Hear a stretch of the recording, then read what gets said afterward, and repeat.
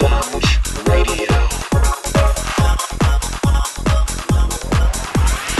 With your hosts, Dark Sakura, Sky, and Loki. It's a new year of growth, despite what the pundits are saying all about Nintendo. New games are being created by the people we love, new services are expanding their horizons, and new updates are available to amuse and entertain us. Join us for all the details on this episode of the show where every gamer has a voice.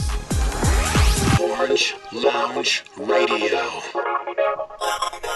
Hello, my friends out there on the internet, and welcome back to another week of the show where every gamer has a voice. It is Orange Lounge Radio for this January the 19th of 2014, episode number 536 of our show, our program, about 3 hours or so, give or take like an hour, dedicated to all things video gaming, gaming culture, and the gamer lifestyle. My name is Rob Roberts, here with you every week, and welcome back to the show this week. Say hello to Dark Sakura, or Jamie Summers.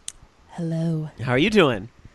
As I said, husky. Husky. Yes. I'm about to take a cough drop for my husky cough. As she was telling me before the show tonight, not during the first take where maybe her mic wasn't on that I had to cut out. I would never make a big mistake like that. I'm a professional. Rob is a flawless goddess. That's right. Don't you forget it. Anyway, so yes, you have a bit of the Kathleen Turner thing going on with your voice tonight. Yeah, I was Very nice. I was telling my friend who I'm Tumblr pals with that I either sound like a 13-year-old boy or like a sex phone worker. So I can say, you know, what are you wearing? And have it sound hot. Other than like, bitch, I don't care what you're wearing. Can we get you to say just once for the listeners, I'm not bad, I'm just drawn that way? I'm not bad, I'm just drawn that way. Great. Now I have a clip for the next intro. All right. Also say hello. By the way, all what you told the chat room, all that sucking that they can do, join in. Every single one of them was yelling at me after the mistake of not having your mic on for a little bit. All right. Anyway, let's go over to the Skype line where, believe it or not, he is here this week. I didn't think he'd be here tonight, but he is. He persevered. Here he is. Say hello, everybody, to Techmaster Loki. He just doesn't want to come out. I don't know. He likes it in there. Well, you better be careful, Loki. I didn't want to come out until I was about 20 years old, so just saying. How you doing, Loki? Tired, I bet. So what's going on? We have a baby delay, so it's no longer going to be Martin Luther King Jr. Day, baby. It's going to be Tuesday, baby, right? Yeah, Josh caught a cold on like Thursday or Friday, and so we're just giving him an extra day to, not be sick, so that the baby's not sick. Makes fair. Or makes sense. Makes sense. Completely understandable. Makes fair. That was like, I just totally did that thing from like Mean Girls where the guy goes gruel. I meant to say great, and I thought cool, and it came out as gruel. I like did that whole like sounds fair and makes sense. It makes fair. It makes fair. I'm broken tonight. You know what I blame? Dark Sakura comes back to the show tonight. Don't she was blame off me. last week. No, I'm gonna blame you for this. And she brings with her. What does she bring? She brings a flask, because that's how she rolls. And in that flask, she's like, I made my own liquor. Check that out. Are you? To elaborate, I have this hobby lately that's infusing vodkas with different flavors. And what a hobby! And I did. Some people crochet. I do that too. I'm totally into hooking. You've seen what I've made. Anyway, You should totally infuse vodka with the flavor of vodka. And you can call it Yo Dog.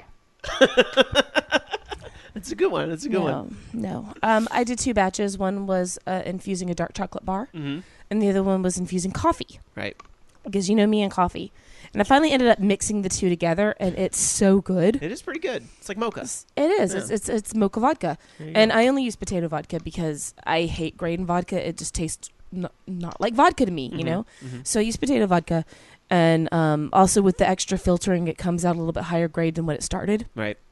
So I brought a flask over to share with some of my favorite dudes. Well, always drink responsibly, kids. It's very important. Unless you're me, you put it in your coffee and then you drive to the show. Here with us an hour later. Here with us tonight, who is drinking Mountain Dew Code Red because he's got to drive back to San Francisco a little later on. So that's as hardcore as he's going to get tonight. Say hello, everybody, to Jason. Have to drive back to San Francisco on about 2 to 3 hours of sleep. Did they win that game? Alan told me they were winning that game. Broncos won. I haven't revisited 49ers game yet. So as much as I don't really always bring up sports ball on the show. And to be fair, I don't like to talk about award shows either because every single one of them gets in the way on Sunday nights. But not that you're scorned or anything. If they won the game, we may have to get out the inflatable bed. Ooh, yeah. I may not be able to make it back over that bridge back into San Francisco tonight. They may have actually burned it down, Jason. You might be. I will be checking the news legitimately before I go back tonight because if we win, we riot. If we lose, we riot. So something's going down tonight. I do have a spare bed. Just saying. Wait. You're talking the Raiders or the Niners? Niners. Raiders didn't make playoffs. Yeah, this is a playoff championship. Well, they'll still riot anyways. They'll riot by proxy. Loki, there doesn't need to be a contingency plan because the Raiders never win anything. We all understand that. I understand that, but they want to get in on the rioting.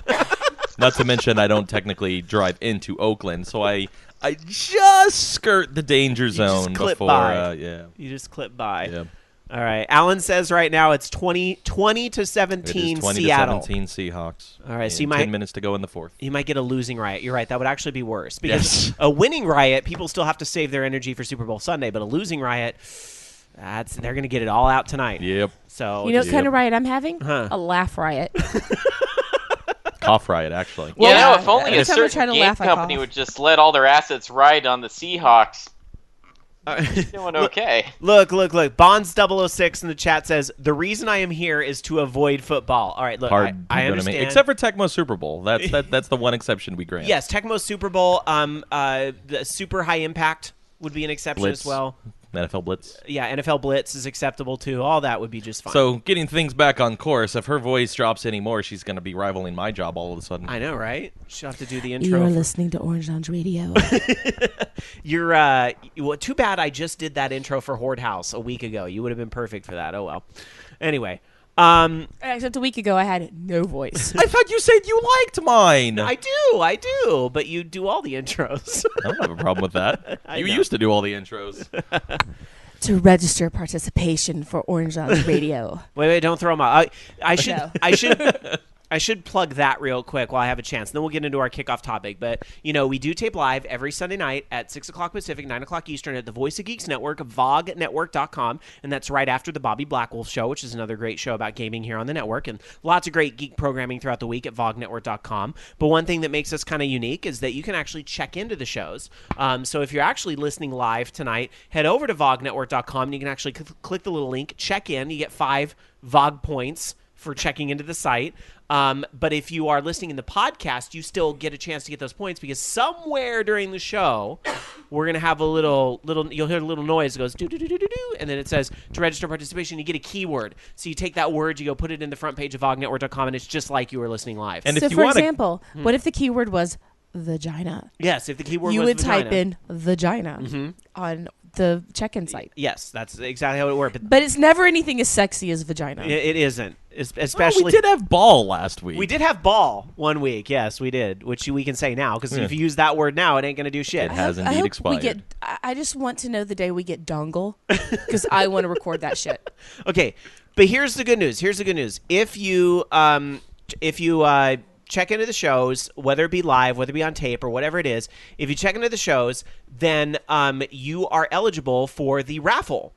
Now, it's an opt-in raffle. You're not automatically entered because we don't believe in, the automate, unlike Google, we don't automatically opt people into things. But if you have to elect. Yes. So if you go to vognetwork.com, you can actually enter the raffle. This month, we're actually giving away a 3-month subscription to either Netflix Instant Streaming or Hulu Plus.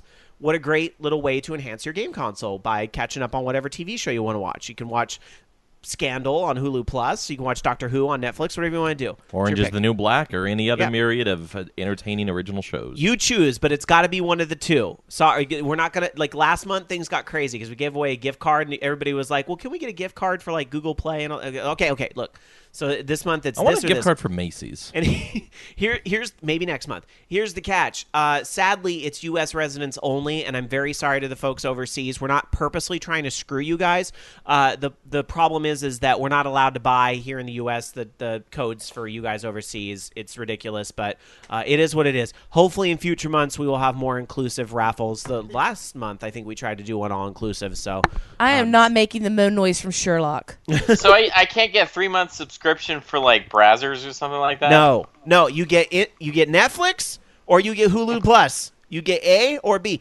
But the other good news is that if you might be like, I already have both of them, or I already have one. You can actually use the code to just, it's on us for 3 months. It'll be on us for 3 months. That'll be really cool. So that's one less thing out of your pocket. You can use the money to buy, I don't know, like a $20 download game or something. There you go. Porn. And if you don't win the raffle, you lose. You right. get nothing. Good day, sir. No, you get loot at vognetwork.com. And what does the or loot that. What does the loot do? It increases your EP. What does the loot say? One little bit. Oh. Shut up. No, Nothing, No, it's no, loot. No. All right. No. Let's move on. We got to get into tonight's kickoff topic because some people are here wanting to hear Bonds 006 tuned in because he wanted to hear video game chat. He didn't want to hear football. He didn't want to hear me talking about Netflix and Hulu Plus. Live.vognetwork.com where you can have a voice as we talk about video games. Jamie going to start us off tonight with quite the whopper of a story that's making its way around the internet tonight. Yeah, and there is talk about the particular situation that Nintendo is in, especially in regards to their big leading console, the Wii U. And it seems that the Wii U has underperformed by their how they had anticipated it would, and they have cut their sales forecast by 70%, by about 70%. Is it a flop? Some say yeah. Nintendo doesn't think so. You know, they're not going to say, oh no, we flopped. No, Nintendo is fine and making money. We've even said, they have pulled up in their, with the 3DS. They're still holding, treading water. So Nintendo has not flopped. But what about the system? Also, and very important to say, I'm so glad you bring that up because one of the particular articles that was going around, because it was right on the front page of Yahoo and so forth, I think the site was TechCrunch or something, said, the headline was, Nintendo admits Wii U has flopped. I think is exactly They said nothing of the sort. Yeah, TechCrunch did, but Nintendo said nothing of the sort. And I take a big issue with that. You can't sugarcoat these sales numbers. That's not what I'm trying to do. Has the Wii U flopped from an opinion perspective? It's not doing as well as it should be, that's for darn sure. But to say that Nintendo said it flopped, no. No, Nintendo is a stubborn motherfucker. They are not going to admit that their system flopped. They're going to spin these numbers. They're going to talk about new strategy. They're going to do whatever they can, but they're not going to come out and, can you imagine Reggie Fils-Aimé getting out there and saying, well, we flopped? No, it's not going to happen. Well, we fucked up. Yeah, sorry guys, we fucked up. No, it's not going to happen at all. So and if you're sound the click whore alarm. I would like to disagree with Alan saying the Wii U is the new Saturn because the Saturn was a lot fucking cooler. Just saying. And I got something to say as well about everybody that's saying, "Welp, it's time for Nintendo to jump ship and make a Mario game on mobile phone." Nope, because. Nintendo's going the way of Sega. Nope. It took Sega a good 3 consoles before they were finally threw in the towel. One is not going to ruin Nintendo. It's funny you mentioned that. There's an update. Oh, yeah? That Iwata is saying that they are looking into smart devices to grow, as he says, the game player business. His quote is, "It's not as simple as enabling Mario to move on a smartphone." Of course, Microsoft and Sony already did look into the game player business because they both have second screen, and that's the big hoopla of this year, tablet and phone second screen to the consoles. Honestly, in my opinion, Nintendo's biggest problem right now is they need to get out of their bunker that they're in. I mean, that bunker served them very well in the era of the Wii, but it's not working out so well. And I think back to this story on Eurogamer, whether you want to take it or leave it, about the development of the Wii U, where the executive said, "Oh, we've never tried Xbox Live." Really? Nothing served Nintendo well with the Wii except for circumstance. Nintendo did not make the Wii a good console. Honestly. Am I wrong in saying that the Wii was not exactly like you think of your favorite gaming console with the one single exception of a unique control method? The Wii was not exactly outstanding when it came out. I got really bored with my Wii after a Performance, week. titles, and everything else. Well, No, because Super Mario Galaxy would like to say Not hello. a launch title. No, it wasn't a launch 2 years title. into the system. Well, yes. Zelda was. And it was something that buoyed up the system all those years later. But I think I've made this point a couple of times on the show. We fit, Jason. We fit. No, I completely agree with that, but I know I've made this point a number of times. The Wii was not a successful gaming device. It was not.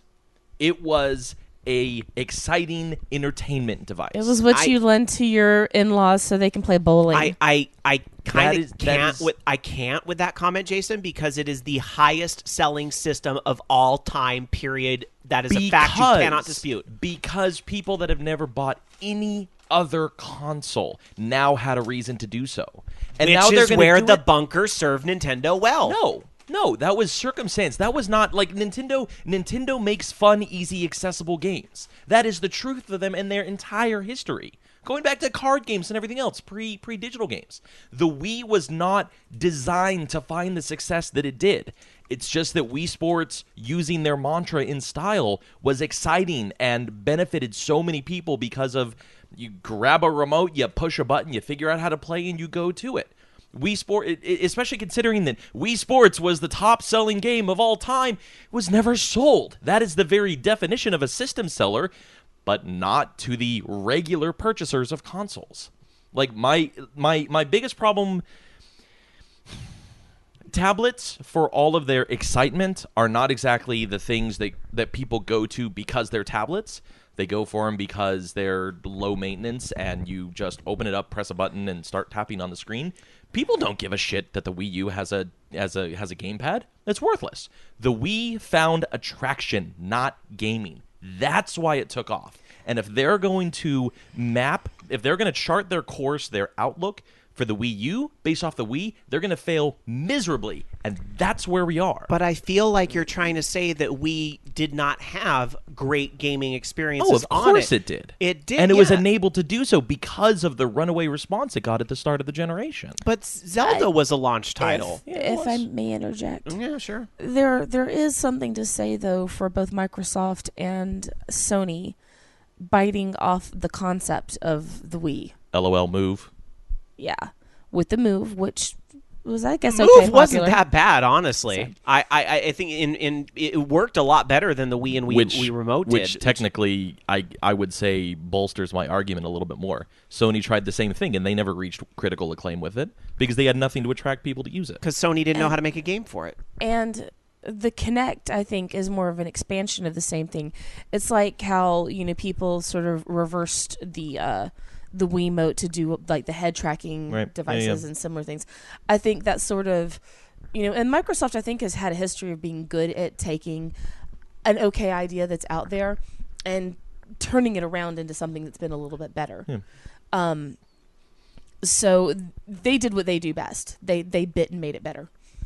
I was honestly, as what I think the Kinect in its true essence is. It's sort of a reverse Wiimote where you're bringing the events of the outside world in instead of just affecting what's on the inside world. Absolutely. I don't know. So far, of the Kinect-enabled games that are coming out at launch for the Xbox One, so far the only ones that are actually any good were Just Dance and the exercise stuff that's on Xbox Fitness. So once again, they're stuck in that rut where those are the only games that end up working out for the Kinect. It's just basically a big old gimmick again. Which coincidentally were the best games on the Kinect for the 360 as well. And I also think that the selling point of the Wii is watching Rob play Just Dance ABBA. Okay, look, our chat room is blowing up, as you can imagine, over at live.vognetwork.com. I've got to get some of these other voices out there with some of the feedback. What Up G says Nintendo went after a different audience with Wii. Agree with that for sure. Alan Alchemy says, as awful as mandatory Kinect... Jason's shaking his head over there. Alan Alchemy says, as awful as mandatory Kinect is and Microsoft refusing to let it go, I must commend them for working hard on making the technology be something gamers want. Not that they're doing a good job. Sony put out the Move as an obvious, the Wii, but hardcore accessory and then immediately forgot about it. Let's see. What Up G says Zelda on Wii was made for GameCube, and Tech 2030 follows it up saying, I feel like Zelda was a tacked-on launch title. The game was much better on the GameCube. It was totally a GameCube port. Sorry, Loki. Rama says the Wii was a successful console with one hell of a gimmick that Microsoft and Sony jumped on. Akuma JP says, I'm sorry, but I have to say this since I never interested in the Wii. I was born with a Wii and I still use it. Oh, I see what you did there. It's still that damn name, isn't it? It's still that damn name. All right, anyhow, sorry, Loki. Go ahead. Get your thought out. Oh, I was going to say, even though, I still don't think people want the Kinect, to be honest. I think a lot of people just don't give a shit about it. And at least Sony kind of tried something with the Move. They supported it with a lot of their first-person shooters and stuff. The only way that they supported Kinect with anything that Microsoft did was voice commands for Halo or something like that, or crappy head tracking of Forza. I mean, it just doesn't work. That being said, I've been very, very polite about the fact that this article came out. I know it's very easy for me to make all sorts of jokes, but honestly, I mean, it's not that big a surprise that their sales numbers are down, because one, there's just no games coming out for the system. I mean, yeah, there are some first-party games, but third parties have pretty much jumped ship for this system, and it's not getting any better in 2014, I can tell you that much. So it's going to be a big struggle for them to regain some of that console market. My opinion was, I say they just stick with the handhelds, because they're rocking on the 3DS. I mean, there's tons of stuff coming out there, and that's a great platform. And hey, why not play both fields? You can have be first party and third party. I'd love to see some Mario games come to other platforms. I think that would be pretty cool. Just a couple more comments from our chat room at live.vognetwork.com. Bonds006 says, we got the big numbers because it was sold to people who were not regular system buyers. I agree with that. 100%. That is my only point.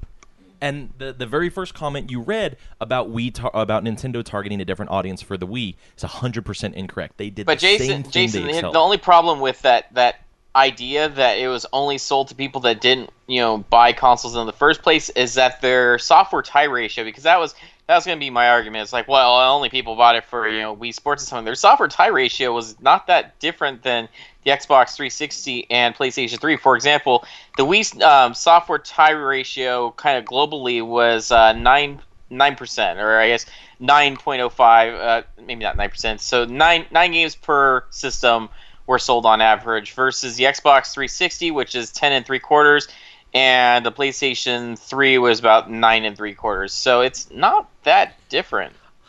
Let me shift gears here a little bit, because it's only a 3-hour show. We could have this debate all night, but I want to get this story out because I had a little bit of a moment of clarity today, because I think when a lot of people talk about, oh, Nintendo should go mobile, Nintendo should go online, I think there's a lot of people thinking, oh, Nintendo should copy Xbox Live or PlayStation Network and have something that robust, or Nintendo should put Mario on the iPhone and so forth. I think that's where people's heads go, but I don't think that's necessarily true.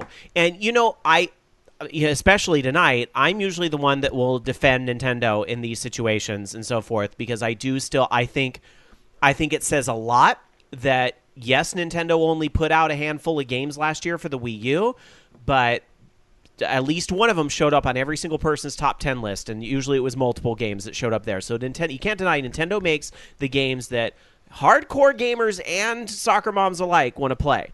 So that's, something big. But they need to get out of this bubble is the biggest problem. And here's the moment of clarity I had today. It's not necessarily that they need to copy Xbox Live. It's not that they need to copy mobile phones. Here's an example where Nintendo not going online and going mobile phones, I think, did them bad. And it's not the obvious thing, but these are the types of things that Nintendo has to do. Okay, out with it already. I spent $60 on a new device today. And it's a very hip little thing, and a lot of people have them. And it's kind of the craze right now. And when I bought it, there was a part of me that said, I feel like I've bought one of these before. Like, I feel like I've had something like this before that's supposed to do the exact same thing, but yet here I am buying it again. What is it, Jason? I have 3 of these in my pockets on me right now. I have a different model. I have a Fitbit. Mm-hmm. The new iPhone 5S has a motion coprocessor, so it can act as a pedometer as well with the appropriate software, and our 3DSs. Right. So, okay. Pedometers. Exactly. They're all pedometers. But here's the thing in particular about Fitbit. And even before the 3DS integrated that whole thing as well, which is another great example where Nintendo could have had this, they could have bottled it, and they didn't, and that's where they failed. It's a little too large, but make your point. Okay. Remember back on the Game Boy Advance, they sold this game, and it was called something like Everybody Walks or something like that. It was on the Game Boy No, it might have been the regular DS. It was either the Advance or the DS. I apologize, I can't remember which off the top of my head because there wasn't exactly really a game there. All it was a little pedometer that you carried around. It was the DS. It was the DS, thank you. It was a little pedometer that you carried around in your pocket, and at the end of the day, you turn on this game and transmit the data from the pedometer into the little system, and you can track the number of steps you took in a day. And the game is looking at this little chart. You could connect online to see how much has America walked to the moon. Ooh, okay. It's like Nobi Boy, but with an actual return. It was this thing that was like in and out in like a couple months. But this all came at the height of Wii Fit mania. Everybody was crazy about Wii Fit, and this was kind of like, this was Nintendo's attempt to bottle some of that on the DS, was to put out this Everybody Walks game. My point is, Nintendo was sitting on Fitbit. They could have had this if they would embrace online, if they would embrace smartphones. Because where did Fitbit succeed? Fitbit tapped into Facebook. It turned it into a game. It turned it into something you want to motivate your friends to do. It was more of a robust experience where you have this website where you track your calories and get plans. If Nintendo would get out of their bunker and open up their eyes to online and the things you could do, they could have made Everybody Walks Fitbit. That's my point. Was Everybody Walks third party? I don't believe so. Somebody can correct me. You're getting two games confused. There was one that was actually a fitness game or fitness application that was on the DS that was by Nintendo. Then there was this really shitty game that came out from Konami that was on the Wii, where you walked in place. Oh, okay, sorry. Yeah, no, I am not talking about the Konami game. I'm talking about the Advance game. Do you remember what the name of that was? I could look it up. I don't remember. Nintendo Personal Trainer Walking. Thank you. Okay, Personal Trainer Walking or whatever it was. Exactly. You guys got the point of what I was talking about. Yes. Now, the 3DS, they like this idea so much, they built it into the 3DS. I didn't know that it on the original DS it actually came with an accessory to track that. Yeah. I had no idea. Yeah. See?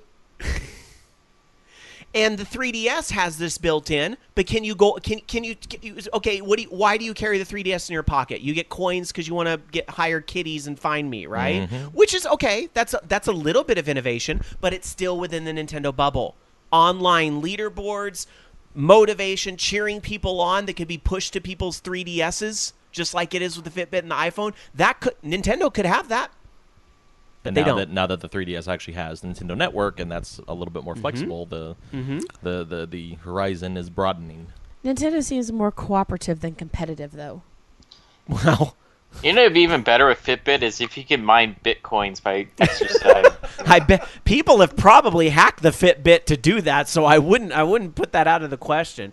But anyway, I guess that was kind of the point I was trying to make, is that this isn't necessarily about Nintendo has to put Mario on the iPhone, but this is about Nintendo needs to be more aware with how they can work with some of these other technologies that are already out there. I don't know if somebody wants to refute my point, which is fine, or add to something similar. I don't know, Jason. I mean, obviously they attempted to do so. I keep glancing around Jamie's head, and I'm staring at the lovely little Wii U gamepad chilling on your setup over there.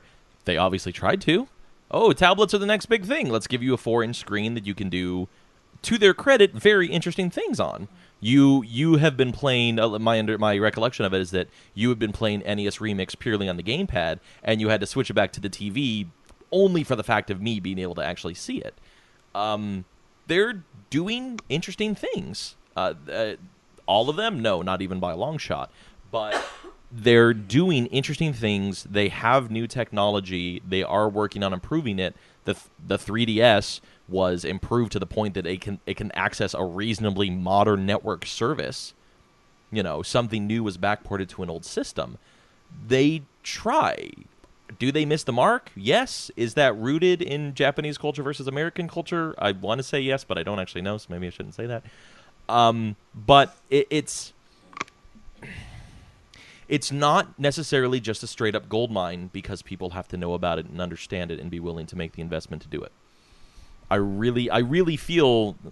I don't mean to bring the conversation back to me, but I really feel that my point still applies. Nintendo has been doing the same thing all along. They just had a nearly viral runaway hit, and they're trying to continue that forward but it doesn't work that way. I want to point out before we get the email saying, Rob, you forgot to talk about XYZ, because I'm getting messages in chat and so forth, is that Wii Fit U actually does have this pedometer thing with it as well, and it's the big thing where you can actually go in and do that. I kind of think they're doing... You mean syncing a 3DS to a Wii U and no, pulling that there's actually a little Wii Fit U pedometer. Okay, yet another accessory. That's the whole little thing. Is that now Nintendo's... Excuse me, but I feel Nintendo is trying to copy something they should have had in the first place. I feel like Nintendo's trying to copy the whole Fitbit thing, although that should have been theirs to own in the first place. But I kind of feel like, they're not doing a very good job selling it that way, because I plain forgot until you guys started sending me messages about it, which says a lot that I do a gaming enthusiast show, and I totally forgot that thing came with a pedometer.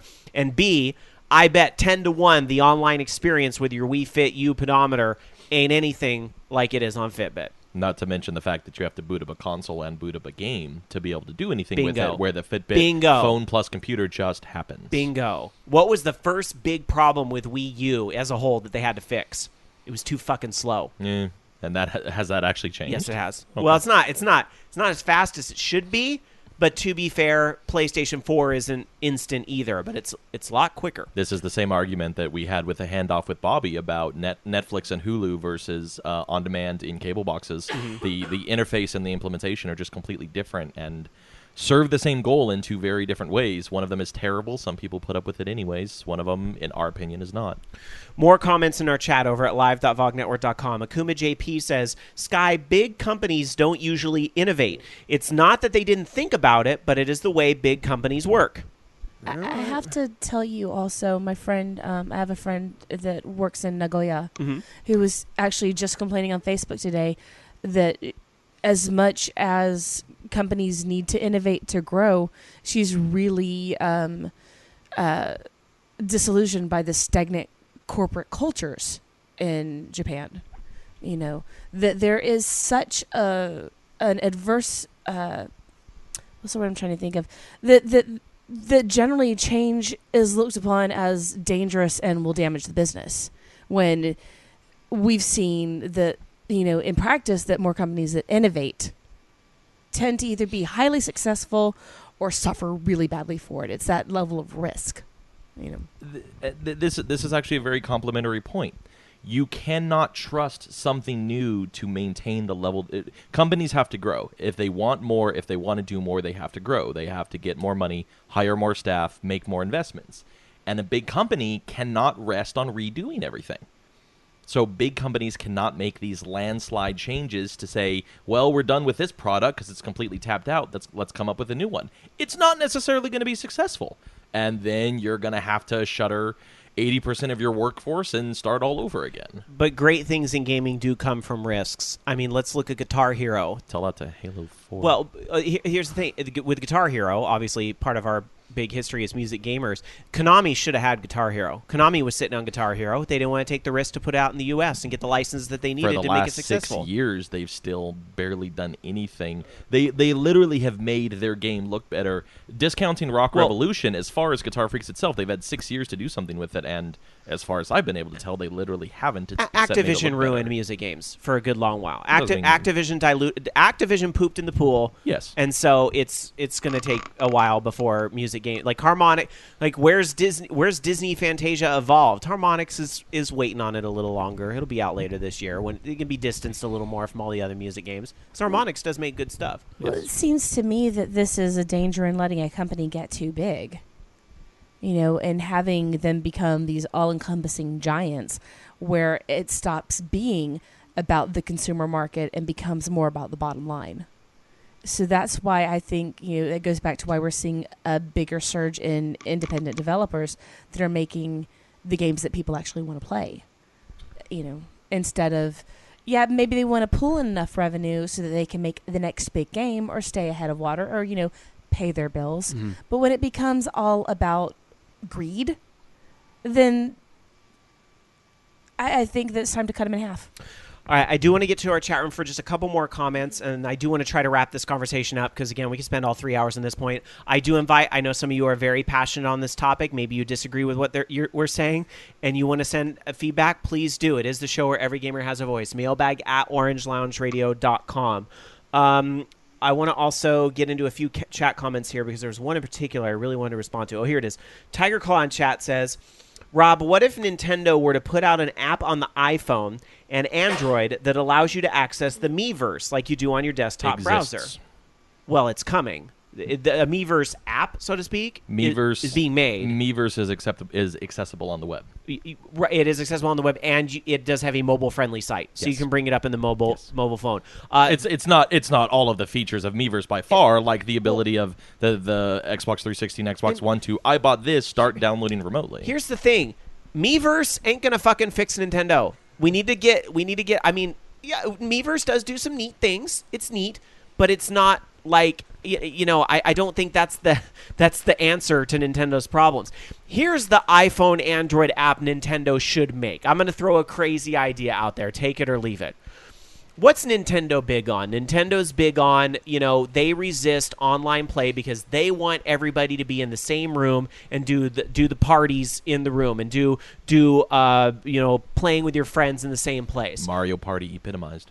Something like that. I think Nintendo should do an app that helps you organize Nintendo parties, which could include maybe unlock things that work in the Wii U games or some type of interaction there to make people really want to download it and check it out. But the real true functionality of the app is to let me pull up my Facebook friends list and I'm going to have a Mario Kart 8 party on Friday at 8 o'clock and I want to invite these friends. And it's going to send them a reminder. Don't forget to bring your gamepad and all this stuff. You guys might think I'm crazy or whatever, but I kind of think that's the thing where Nintendo needs to go is new ideas that interact with the technology that's out there, not just Miiverse on your fucking phone. But that invitation could include pictures of penises. I was going to say children. 2 words: PictoChat pedophiles, PictoChat predators. I agree with you completely. Okay, but as my mobile phone as it is, Jason, I could open up my pants right now, take a picture of my penis, and send it to you.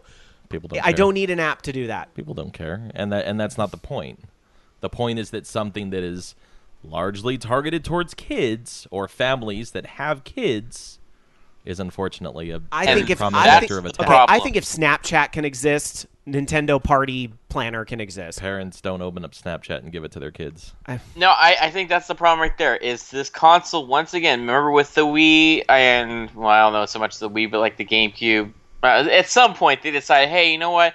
We're getting the stigma of being like only a kid's console, and that's it. We need to really broaden out and have some more hardcore games and stuff like that to get people interested. And that's what they promised, I think, with the Wii. That ended up not happening. The Wii U. And I just don't see that. And that's the problem. There's still a stigma that this is a very kid-safe console. And they keep promoting that. But let's be honest. There's people that are dicks everywhere. And honestly, with it comes with the territory that when you're playing online games with people, they're going to be dicks. And guess what? Those dicks are kids. Okay. Couple more comments here. Rama in chat says, what will fix the Wii U sales? Decent fucking video games. Mario 3D World would like to say hello, as would Zelda Twilight Princess HD, as would Pikmin 3. Wind Waker HD. Here's the thing. That's awesome that they have first-party games. Where are the third-party games? That's the problem with that comment. Nintendo doesn't need decent fucking video games. They have amazing fucking video games. They need more fucking video games. That's the real problem. They got to figure out how to get those third parties back. And I really don't know what that is. I sort of think the online thing did them in. I really truly think EA jumped ship because Wii U could not whore online the way they needed it to be whored. I think that's 100% what it boils down to. Give me my tinfoil hat, please. Numerous EA titles didn't have DLC on the Wii. Well, I think that they switched over to running their games all pretty much on the same engine, and that engine just doesn't run on the Wii U. I mean, I think there's more politics involved with it, but it's not just EA that's not putting games on that system. There's plenty of other publishers who are just like, nah. EA is still putting out PopCap games like Plants vs. Zombies Garden Warfare on the Xbox 360. There's no reason that can't be on Wii U. Peggle 2 is on Xbox One, There's guys! no reason that can't be on Wii U. Can Battlefield 4 be on Wii U? No. But is EA withholding things intentionally from Wii U? Yes. All right. I think that's about it for now. We could go on and on with this forever. But I'm sure you guys have feedback. Mailbag at orangelaunchradio.com. This is a very contentious topic. Quickly, before we get into our gaming weeks, the types of things that we've been playing, let's go around the table real quick. What do you think, quickly, Nintendo can do to turn these numbers around? Because even the most hardcore Nintendo fanboy, it's really hard to sugarcoat what's happening with the Wii U. So what do you think Nintendo can do to... I don't necessarily want to say to make Wii U, but what can Nintendo do to have a more favorable report next year? I don't know. I really don't know. I can't see them doing anything new. So I really don't have an idea. Jason? Don't gauge Wii U expectations up based off the Wii. Loki? They're going to need to drop the price of that big time. Big time. And because they just don't have the games to support it right now. So they can't promise more. And like, for example, I looked at, the IGN ran a thing, I think it was IGN, that had like, the games of 2014. And I gotta say, 90% of those games are TBA date games. Like, okay, Bayonetta 2, that should come out this year. Does it have a date yet? Nope. Does Smash it mean Bros. It's going to come out this year? Should come out this year. I hate to sound fanboy, but I honestly think this is the only way to save the Wii U, and I really think this is a cliche thing to say, but I really do think it's the answer. Nintendo needs to drop the price of the Wii U to $149, and the way they're going to do it is they're going to cut the tablet. The tablet is now an accessory and not a mandatory device. You don't need that tablet to play Mario 3D World, which is still a great game experience. You take so much advantage of it, and a lot of people I talk to do. I still think that I'm the exception, unfortunately, and these numbers prove it. I can agree with that. So, I mean, it would be great that the tablet is optional for those that want it. I think Nintendo should still push a bundle that has it all included, but they're going to, if they want to save the Wii U in particular, they're going to need to cut the tablet and really emphasize the $149 to really get these things moving. Throw in Mario 3D World if you have to for free. I know that might be a huge hit for Nintendo, but they don't have a lot of options right now, and you could still the console could still flourish via Mario Kart 8, via Bayonetta 2, via Super Smash Brothers, via New Zelda. All these games, I kind of have a feeling aren't going to need the tablet that much either, and will still work.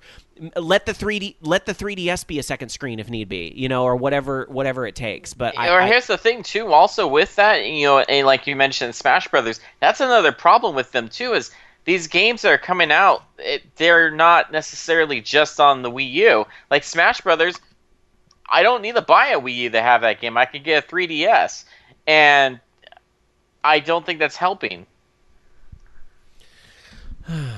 Yeah, Jason, final thought on this. I'm still going to buy a Wii U this year. I've always meant to. I've always wanted to. I think it's an important thing to note, despite what you said earlier. Nothing I said was deriding Nintendo. Not a single thing was anti-Nintendo. This is how I see what they've done with their console. I 100% plan on buying a Wii U, money permitting. That's the only reason I don't have one already. I wouldn't say I come from a place of anti-Nintendo either. Neither of us were. But I get fucking frustrated with them sometimes. I get real fucking frustrated with them sometimes. I'll buy a Wii U. It will happen. And Rob, to go back to how you were saying there's games that EA could be putting on the Wii U, and one of those being Plants vs. Zombies. As I figured, Frostbite 3 is what it uses. That can't run on the Wii U. That's the same engine that runs Battlefield 4. But it's on the Xbox 360? And it's on the Xbox 360. Those engines can run on the Xbox 360, same with Ignite, but they can't run on the Wii U. It's so underpowered, it can't run those. And that's why you're going to see a lot of these games not coming. It could be that they're totally fine with porting it over, but they just don't have an engine that game can run on because it doesn't run on the system. It's not enough power. Even though they said that thing was more powerful than the Xbox 360. Get my tinfoil hat ready. Get my tinfoil hat ready because, Loki, I'm going to be honest. My reaction to that is that this is coming from EA. And I'm sure that Frostbite engine won't run on Wii U, just like SimCity won't be an offline game.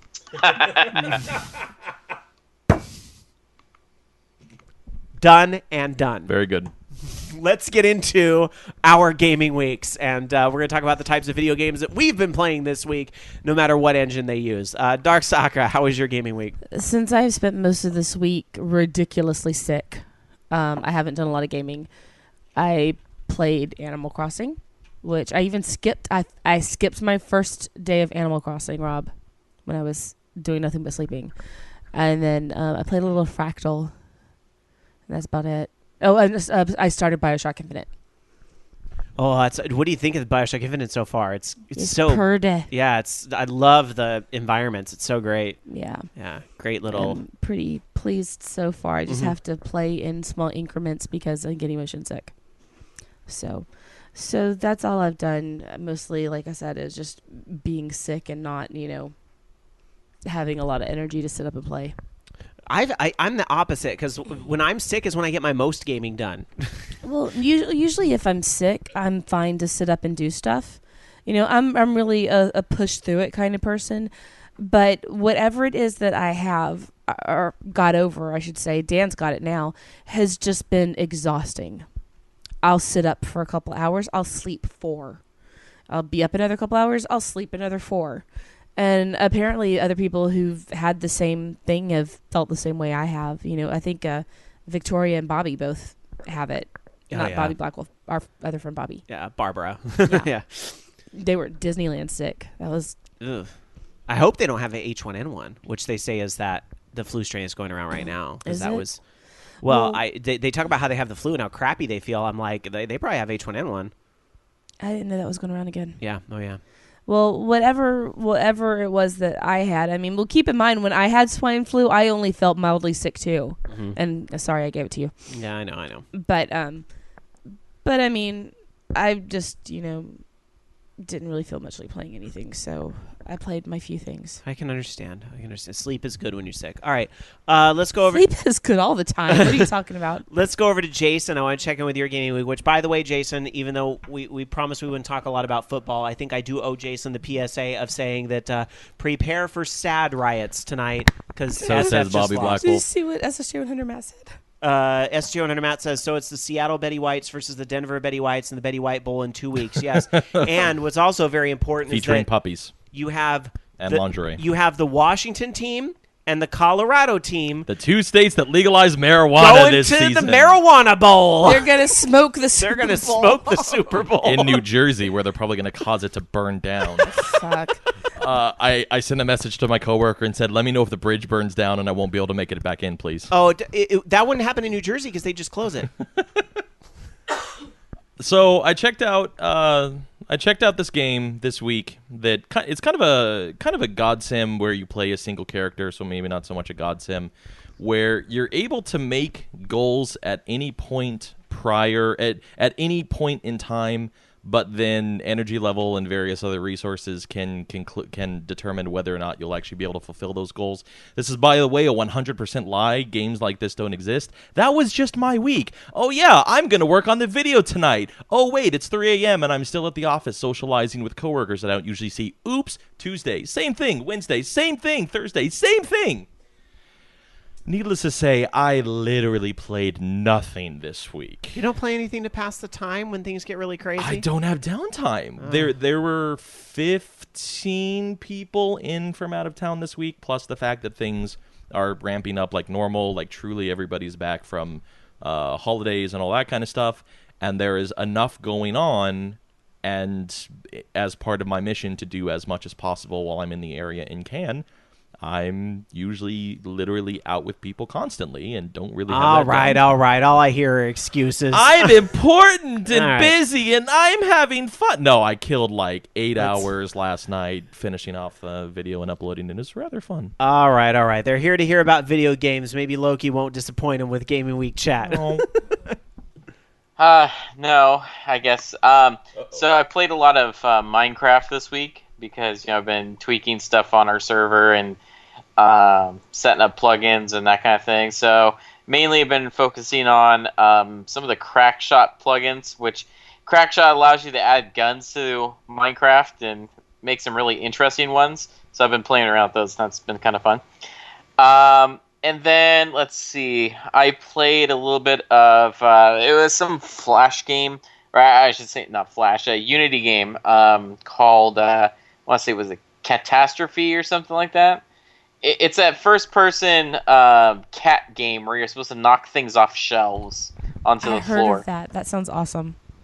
Yeah, it's pretty awesome, and the guy it's kind of like a little demo for that and stuff, and it's hilarious because all the graphics, it reminds me a lot of Katamari.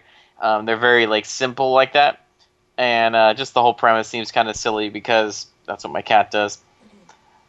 And then I decided, today I took Josh to Golfland to go play some mini golf and stuff because he's never done that. And I saw DDR there, and of course he wouldn't let me play DDR because he got scared of the Terminator gun game that was there. Because saw the Terminator on top of it, and I don't know, he got scared. So I ended up, right before the show, I drove down there and decided to play some DDR on Max 2 and put in slid my card twice because, hey, I thought I was going to play a game of doubles, and, you need to do that. But then they had the, the mode where it only takes one credit to play two-player or doubles. So I went ahead and did that, and I found out it's 4 songs each. So I started off, I'm like, yeah, I could do this. I want to pick something a little easier because I know I'm a little out of shape. And then, in the middle of, my 4th song or whatever, I swear my body was just pulling at Danny Glover and saying, "You're getting too old for this." I'm like, "Shut up! I'm gonna play another set of songs." And at about song 3, I'm like, "Fuck this! I don't want to play this anymore." And then so the last one, the last song, I was like, "Okay, I'm still gonna play the last song." And I was like, "Oh, I can't do this. My feet won't move." And so I had to hobble back out to my car afterwards. It's funny though because I was like, "Oh, I totally want to play DDR," and after I was done, I was like, "I don't want to play DDR anymore." But I don't know. So that was that. Did the state of the arcade lead you to great sadness outside of DDR? No. Honestly, the machine is working. It's super loud. I mean, holy crap, it's loud. I wanted to have Josh try it, and he was afraid of it because it was too loud. I mean, it was just screaming in the ear. They had a Disney rave there, but it's turned off. Dope. So I guess it's broken. But I mean, it didn't seem like it was in that bad a shape. I mean, the pads seem to be working just fine. It's amazing that those games still make money all these years later. I mean, well, they have it marked down. I mean, it's 4 songs, free doubles for 50 cents. So still, I mean, it's a great moneymaker for the arcade. Those machines have paid for themselves 5 times over by now, I'm sure. So, probably, yeah. All right. Well, if that's it for your gaming week, I will quickly touch on my gaming week, which I don't actually have a whole lot of new stuff to share. Just a couple games. Of course, I've still been playing Final Fantasy XIV, way too much of it, and continuing to play some stuff on the PlayStation 4, like Don't Starve, which I continue to actually play a little bit on the PC this week because Loki had gifted me that copy some time ago, which that version is... it's pretty much the same thing on PlayStation 4, but I was finding some slightly different stuff in it, and it just has the different feel with the controller, or with the keyboard as opposed to the controller and mouse and so forth. But I will say this, because I was a little harsh on Don't Starve last week because of the fact that it doesn't have a tutorial mode, and it doesn't really give you much... It doesn't really tell you, how to go about playing the game at all, which I understand was a design choice, but I just get really frustrated with games like that. But I will say this, after kind of figuring it out and watching more YouTubes and reading some FAQs on it and so forth, I kind of went back now that I understand the game a little more, and I'm actually having a lot more fun with it now that I kind of understand, okay, you got to gather all this stuff so you can try to start to make a little base, and this is how you can get your food and so forth. So it actually enhanced it a little bit, so I do think they might want to reapproach the idea of hand-holding you just a little bit, because I think it did make it more fun and exciting, although some will disagree with me there, and that's fine. I just feel like I almost missed out on this game. If I hadn't really gone to the PlayStation 4 live channel and watched some other people play, I don't think I would have kept going with it. But now I'm glad I did, because I'm enjoying the game. One other new game that I checked out this week because I decided to catch up on my Steam backlog a little bit. So I bought a game during the sale I hadn't checked out, but I decided to check it out this week. And that game is Guacamelee, which is a game that's... Melee. I like Guacamelee, but fine. Guacamelee. You can... this game is kind of like a Super Metroid-esque type of game where you have the exploration and so forth, but it has more beat-em-up style mechanics in it. Like, I don't want to say it's like Double Dragon or something like that, but I don't exactly remember Samus kind of doing combos on people and uppercuts and all this stuff either. So it's a very different type of feel of game when you're playing it. But I gotta say, it's fucking great. It is a fucking great game. I am really, really enjoying the game. You know, obviously I love me some Super Metroid, but it's not even just that. I mean, yeah, that's a great, you know, kind of skeleton for your game or whatever, but I just love doing the combos and actually, you know, being able to throw guys and other guys and all this. Some of the puzzle mechanics get very interesting, too, with the whole light world and the dark world and constantly flipping back and forth between the two. I love the references, constant funny references to internet memes and other video games. They're all over the place, and they're really funny. And, like, there's been so many that I've had to go, oh, my God, Alan, look at this, look at this. This is a riff on the oh, really, yeah, really owl from, but did like, they have a 10 years seal ago. in his bucket? Or I haven't. A yeah, walrus. Walrus. A walrus in his bucket. No, I have not seen a walrus in his bucket yet, but I wasn't really looking out for it either. But I did see the Super Hermanos with the red suit and the green suit, you know, kind of a riff on that. And then in one of the backgrounds, you can just very faintly see a Mega Man cut out in the bricks. Like, there's just little references like that. And they're not shy about it either, because you get your power-ups from, I think they call them chorizo statues instead of...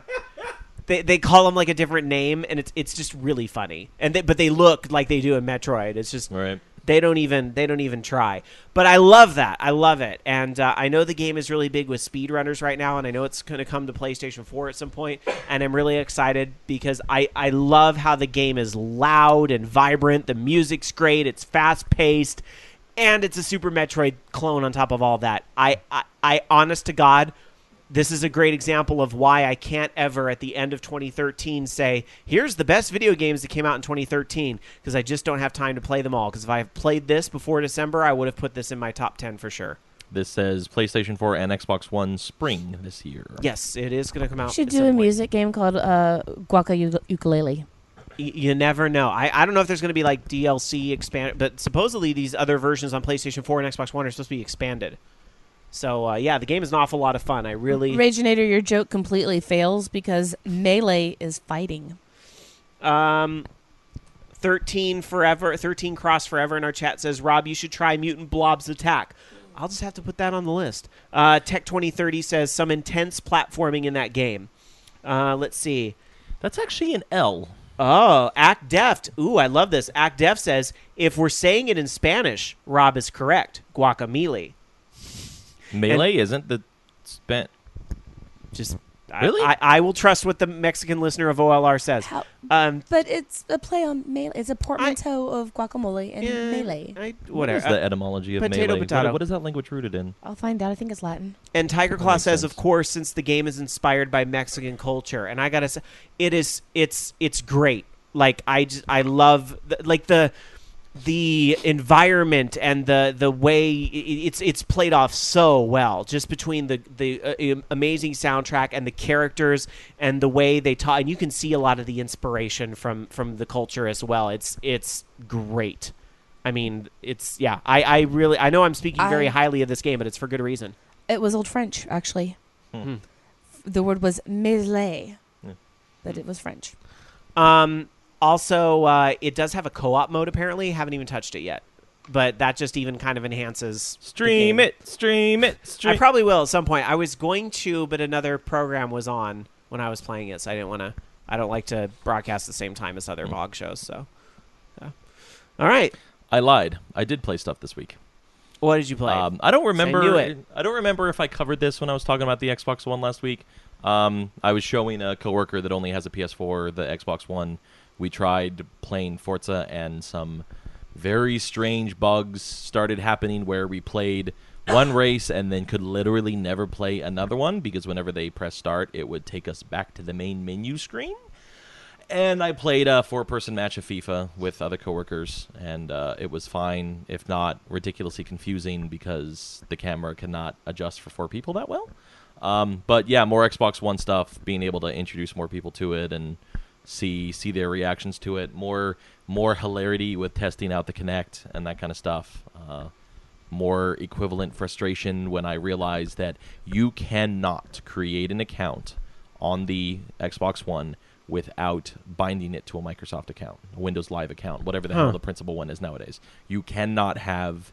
I assume you can have essentially silver accounts, whatever they're calling it now, but it has to be signed on, authenticated, registered via Microsoft's authentication service.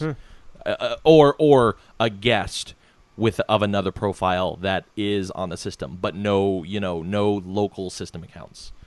But yeah, just those two. Gaming wise, nothing new. Just a couple rounds with new people. Also, being reminded of one other game I did play a little bit this week. Codeman just joined our chat room at live.vognetwork.com saying, Rob, someone killed someone in your Minecraft sex dungeon. Y'all need to stay the fuck out of my house on Minecraft. Can I get an alarm installed in my house? Get out of my house. That'd be a pretty cool mod. Unless actually. I consensually invite you into the sex dungeon.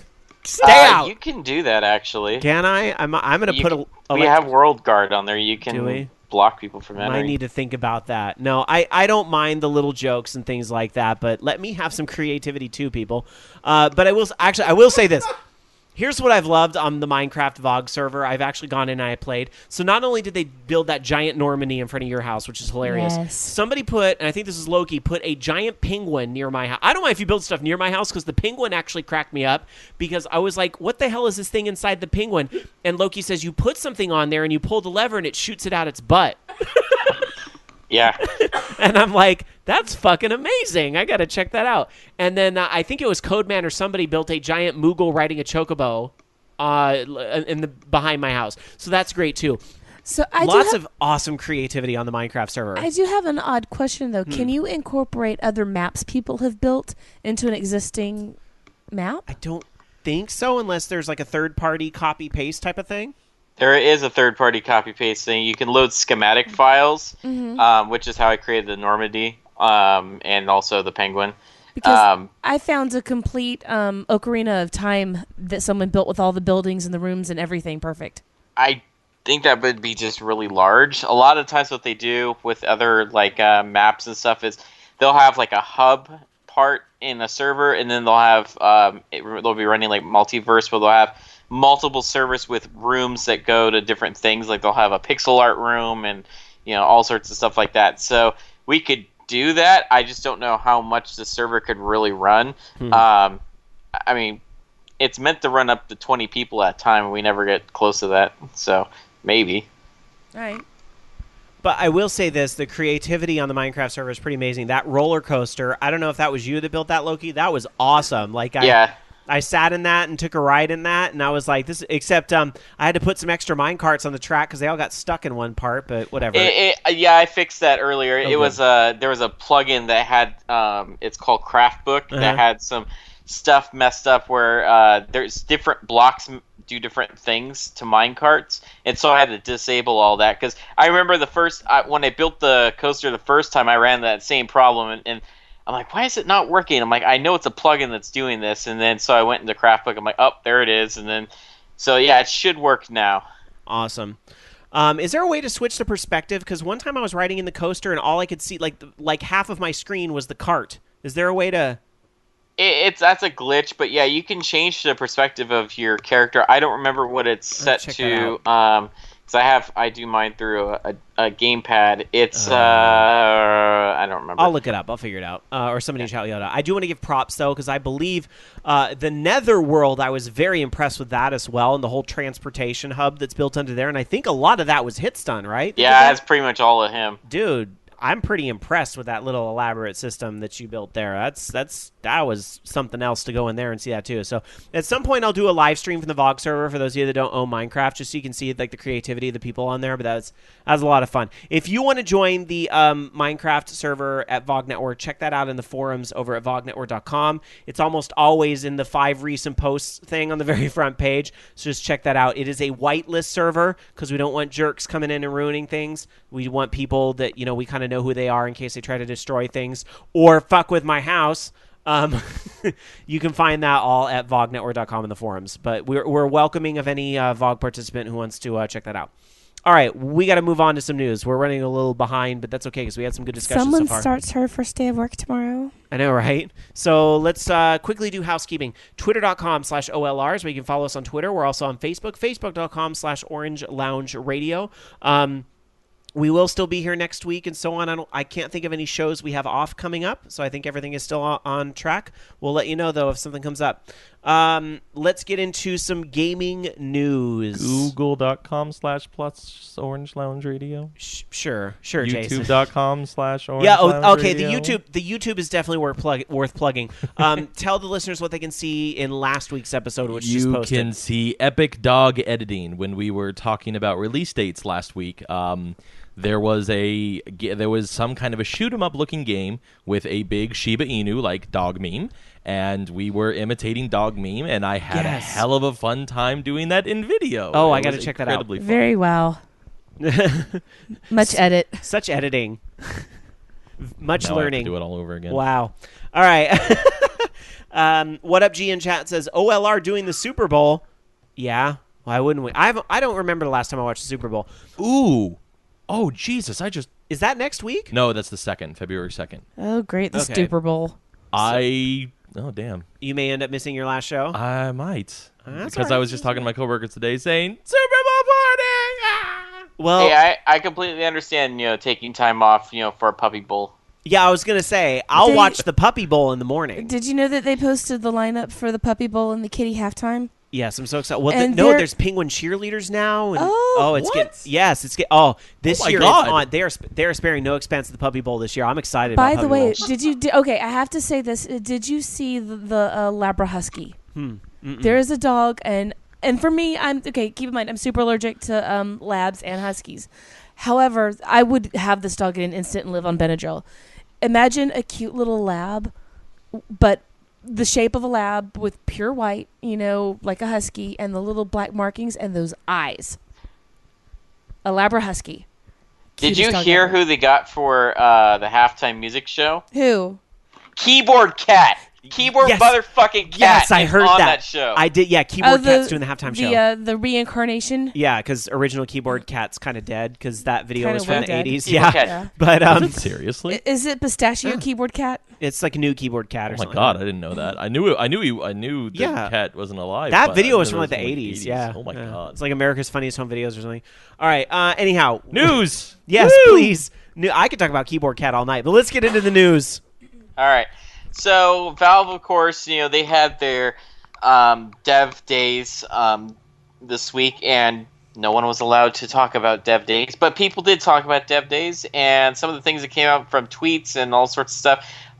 That, of course, and this is kind of a big duh, that Valve wants to offer, digital music, video, and TV as part of SteamOS. In other words, I'm guessing they want to implement music streaming services and movie streaming services, Netflix, Hulu, that kind of stuff. It makes sense. I mean, most game consoles nowadays have something like that, if not all of those services. So I would be fine with that on a Steam box as well, even if it's not necessarily part of SteamOS, just on Steam. That would be fantastic, because then I would be able to get rid of our crappy boxy. This is kind of interesting because it's not a surprise, especially considering that Steam already sells desktop apps. This is not one bit of a surprise that this exists. And Canonical, the company, the for-profit company behind Ubuntu, has done much the same thing. Cloud storage and music and videos and any other licensing deals that they can get their hands on. I'm assuming in addition to also promoting copyleft things like Jamindo and other non-copyrighted, non all rights reserved copyrighted product. Materials, but anyways. But it is interesting to me. As far as I know, Steam is a couple hundred employees, maybe. But when you scale to this size, when you support an OS and sign deals and post this kind of stuff, their company size is gonna triple. If SteamOS goes somewhere, their company is going to grow by at least 3 to 4 times. Just the sheer volume of dealing with publishers and anybody else that they start doing business deals with. Great. Another system for me to have Netflix on. Yeah, tell me about it. Well, at least we wouldn't get, at least on Hulu, we wouldn't get those messages saying, "Sir, you can only watch this on the web." Ha ha ha ha. All right. Fuckers, I wanted to watch the end of fucking 30 Rock. That's very true. Steam is intending to be, I assume, very much the antithesis of that. Well, we'll see. One of the things that maybe I'll be able to watch on my new Netflix Steam box will be the Magic the Gathering movie. That's right. Magic the Gathering is apparently going to be adapted into a movie. I thought this was supposed to happen some time ago, but I guess, I don't know, I guess this has got some motion with it. 20th Century Fox has acquired the screen rights to Magic the Gathering.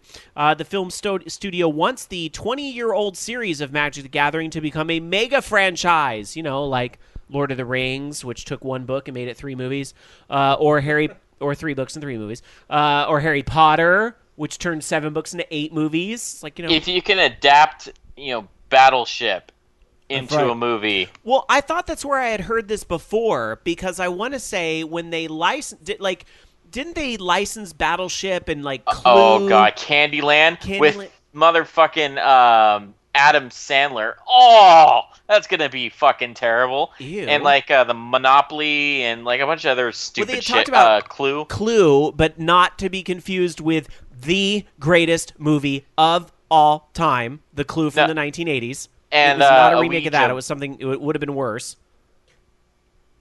You can't get better than Clue from the 1980s. We're not even pretend that's even remotely related to that. The math is simple. 1 + 1 + 2 + 1. Flames. The side of my face. I can't do it because I can't do the voice. Heaving breaths, heaving. I can do it. I miss you, Madeline Kahn. I know, I miss her so much. All right, anyway, and Eileen Brennan. Let us not forget. But no, yes. Okay. All right, moving on. Different movie, but still. Sorry, Magic the Gathering.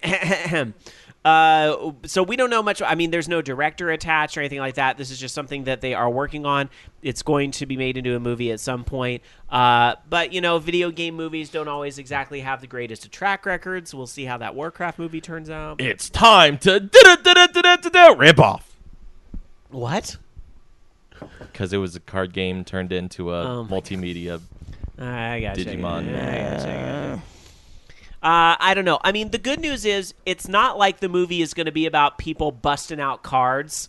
That's not how it's going to work. That's what you think. I don't know about you, but Battleship, the movie incorporated a huge, gigantic feature that pushed on a certain square of water, and then a torpedo. Did it have Liam Neeson saying, "You sunk my battleship"? Maybe. Because if it didn't have that, then fuck that movie. I didn't fucking see that movie. It had the pegs. The pegs were in the movie. That was the best part about it. Are you serious? Seriously, it's in the trailer. I'm now equally motivated to see this movie and stay far, far I have away. no interest in Battleship unless it has Liam Neeson saying, "You sunk my battleship." You know what the advantage now of having a rough voice is, as I can make my favorite complaint about everything. Her dismissive voice. All right, then, Darsakra, if you have some better news for us, why don't you go right ahead? For the record, Xanadu is a better movie. If you want to talk about good, bad movies. Well, at the start of the show, we talked about how the Nintendo was said to have flopped, and they lied. Or I should say Nintendo, the Wii U had flopped.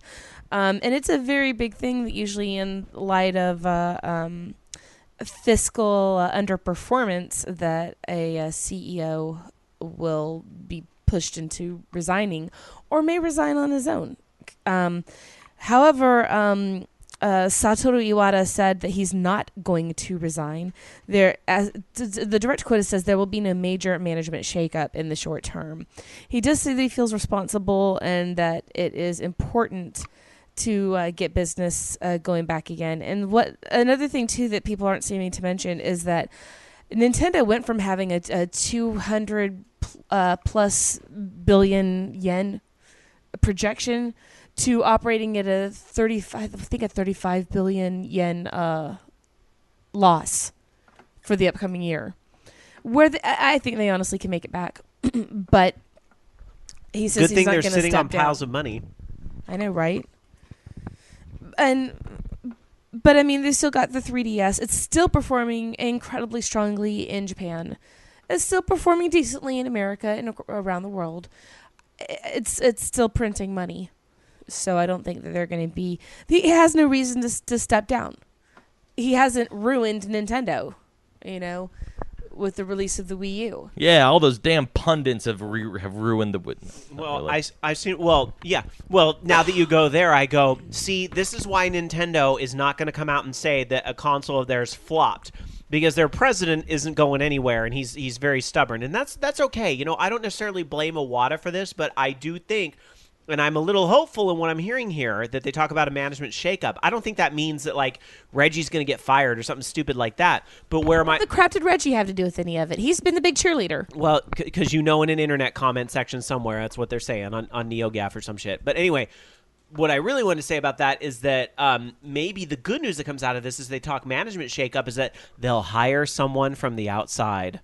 And now that's how the bubble gets broken. If somebody comes in with some fresh perspectives, that could be a very, very good thing. It does seem that Nintendo is very insular, and that usually if they bring somebody in, they have to eventually, toe the Nintendo line. It's like their own special form of cultism, Can you imagine?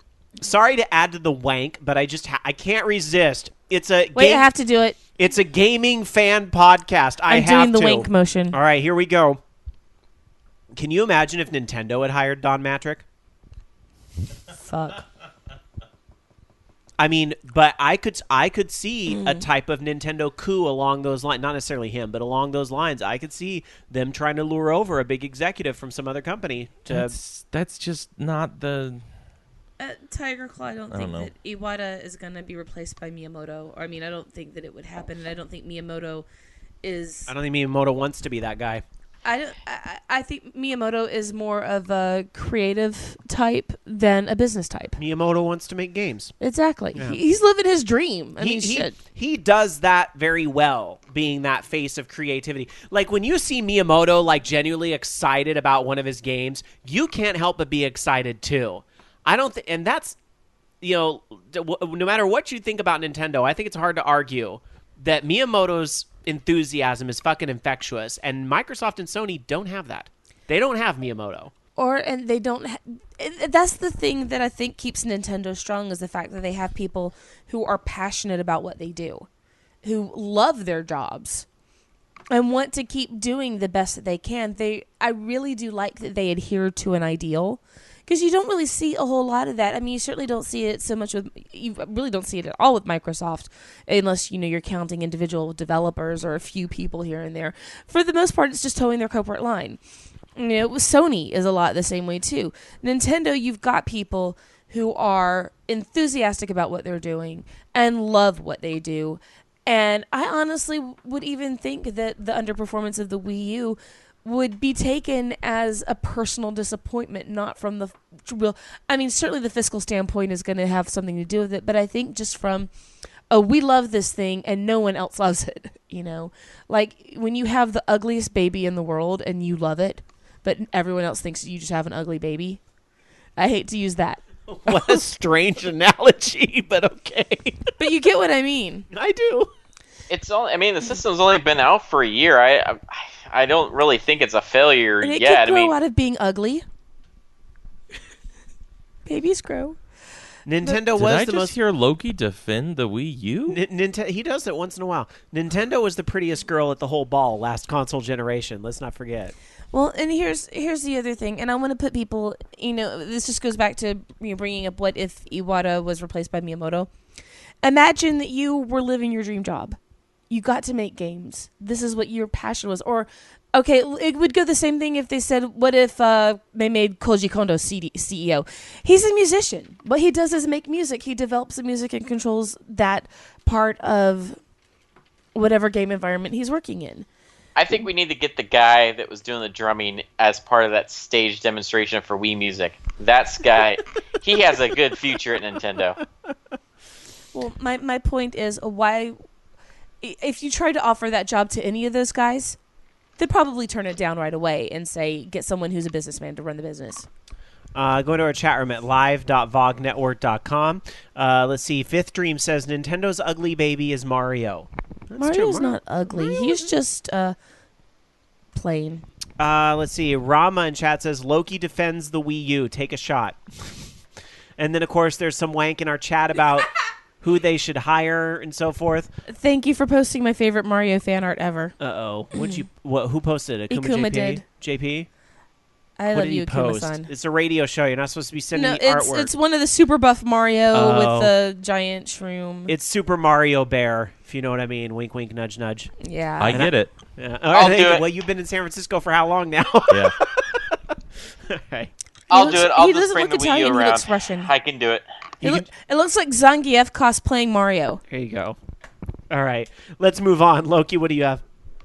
Like I said, I'll take care of this. I can bring the Wii U back. It's all up to me. What would you do, Loki? What would I do? Well, what wouldn't I do? First off, I put out some really kick-ass games on that system. We need a new Metroid, and fuck, we're getting F-Zero this year. I would just lower the price and actually make online decent. All the OLR dream games, such as things like yes, President everything. Cat, Puzzle Sluts, all of them would be a reality. What they play Snap, Yep. definitely. Awesome. All right. All right. So Apple Apple settled with the Federal Trade Commission, and now they have to pay out millions of dollars, $32 million to be exact, and that whole in-app purchase suit where people, apparently were unlocking their system for 15 minutes or something, and their kids were racking up tons of charges, which basically, I don't know. I mean, I think it's a little ridiculous because people need to people need to be a little bit more responsible, but I understand at the same time app developers are kind of making it very easy for people to rack up those huge numbers in in-app purchases. So, and I know that they've kind of tweaked that now where it fixes that, but still kind of annoying that it kind of turned that way. But yeah, so apparently they're saying there's some people that spent thousands of dollars of their parents' money on games, free to play games. All those damn Smurf berries. I do like that they make it very clear now, though. And Like Angry Bird Eagles and Loki's right, though. The changes are for the better. yeah. Yeah. So Well, I think at one point, they probably were making it so it's easy for you to make in-app purchases, and they didn't really intend for people to do that. But then they probably heard about all these stories about people racking up those things, and then they made it even easier for kids to make those purchases.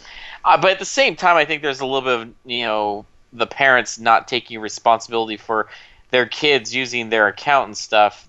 I have to blame the parents a little bit, but apparently no one wants to blame the parents. So going to the chat room, because this is a really good point from our pal Seg over at live.vognetwork.com. Seg says, the problem with in-app is that once you sign in for one purchase, you're not asked for a password for 15 minutes after. And on Google Play Android, it's 30 minutes. So it's honest for a parent to go, oh, okay, I'll pay 99 cents for my kid, and then $2,000 later, ... Yeah, that's a really good point. I didn't realize it did that. I like to prevent me. I'm the big kid I've got to prevent. So I like to be asked, are you sure you want to spend this money or whatever? So I don't accidentally do something that's going to, spend money or something. If I, have a moment where I forget to read something or whatever it is, I like having that extra safeguard in there. So I didn't even realize it shuts off after 15 minutes. That's not, or doesn't shut off until 15 minutes. That's not good. That's not good. All right. Let's move on anyhow with some more news. Jason. Going back 2 episodes to Miss Dark Sakura's Classic Game of the Week trend of featuring games that you may never have seen, whose characters have cameos in Namco High. She taught us about a little game called Wonder Momo. I had indeed never heard of this before. We sat around watching the video available at youtube.com/OrangeLaunchRadio. Woohoo! But Namco Bandai has launched a Wonder Momo teaser site at wondermomo.jp. It is literally a site with a silhouette of Momo in her Wonder Momo outfit. I really don't want to use a culturally incorrect Her little cyber picture. bikini. It's a silhouette, so Yeah. you just see her helmet and whatnot. But Yeah. that's all you get. There are other accents in the silhouette, of course, but nothing quite that detailed. And then characters at the bottom, which represent the audience. Yeah. I believe, unless it's the creature she was fighting. No, At any it rate, was pretty much similar to because you just see to the the back stage of the setup. audience heads. Yes. The site literally features, as of this moment, features a splash that says Momo is back. There has been a Wonder Momo comic that Jamie also talked about during that Classic Game of the Week segment.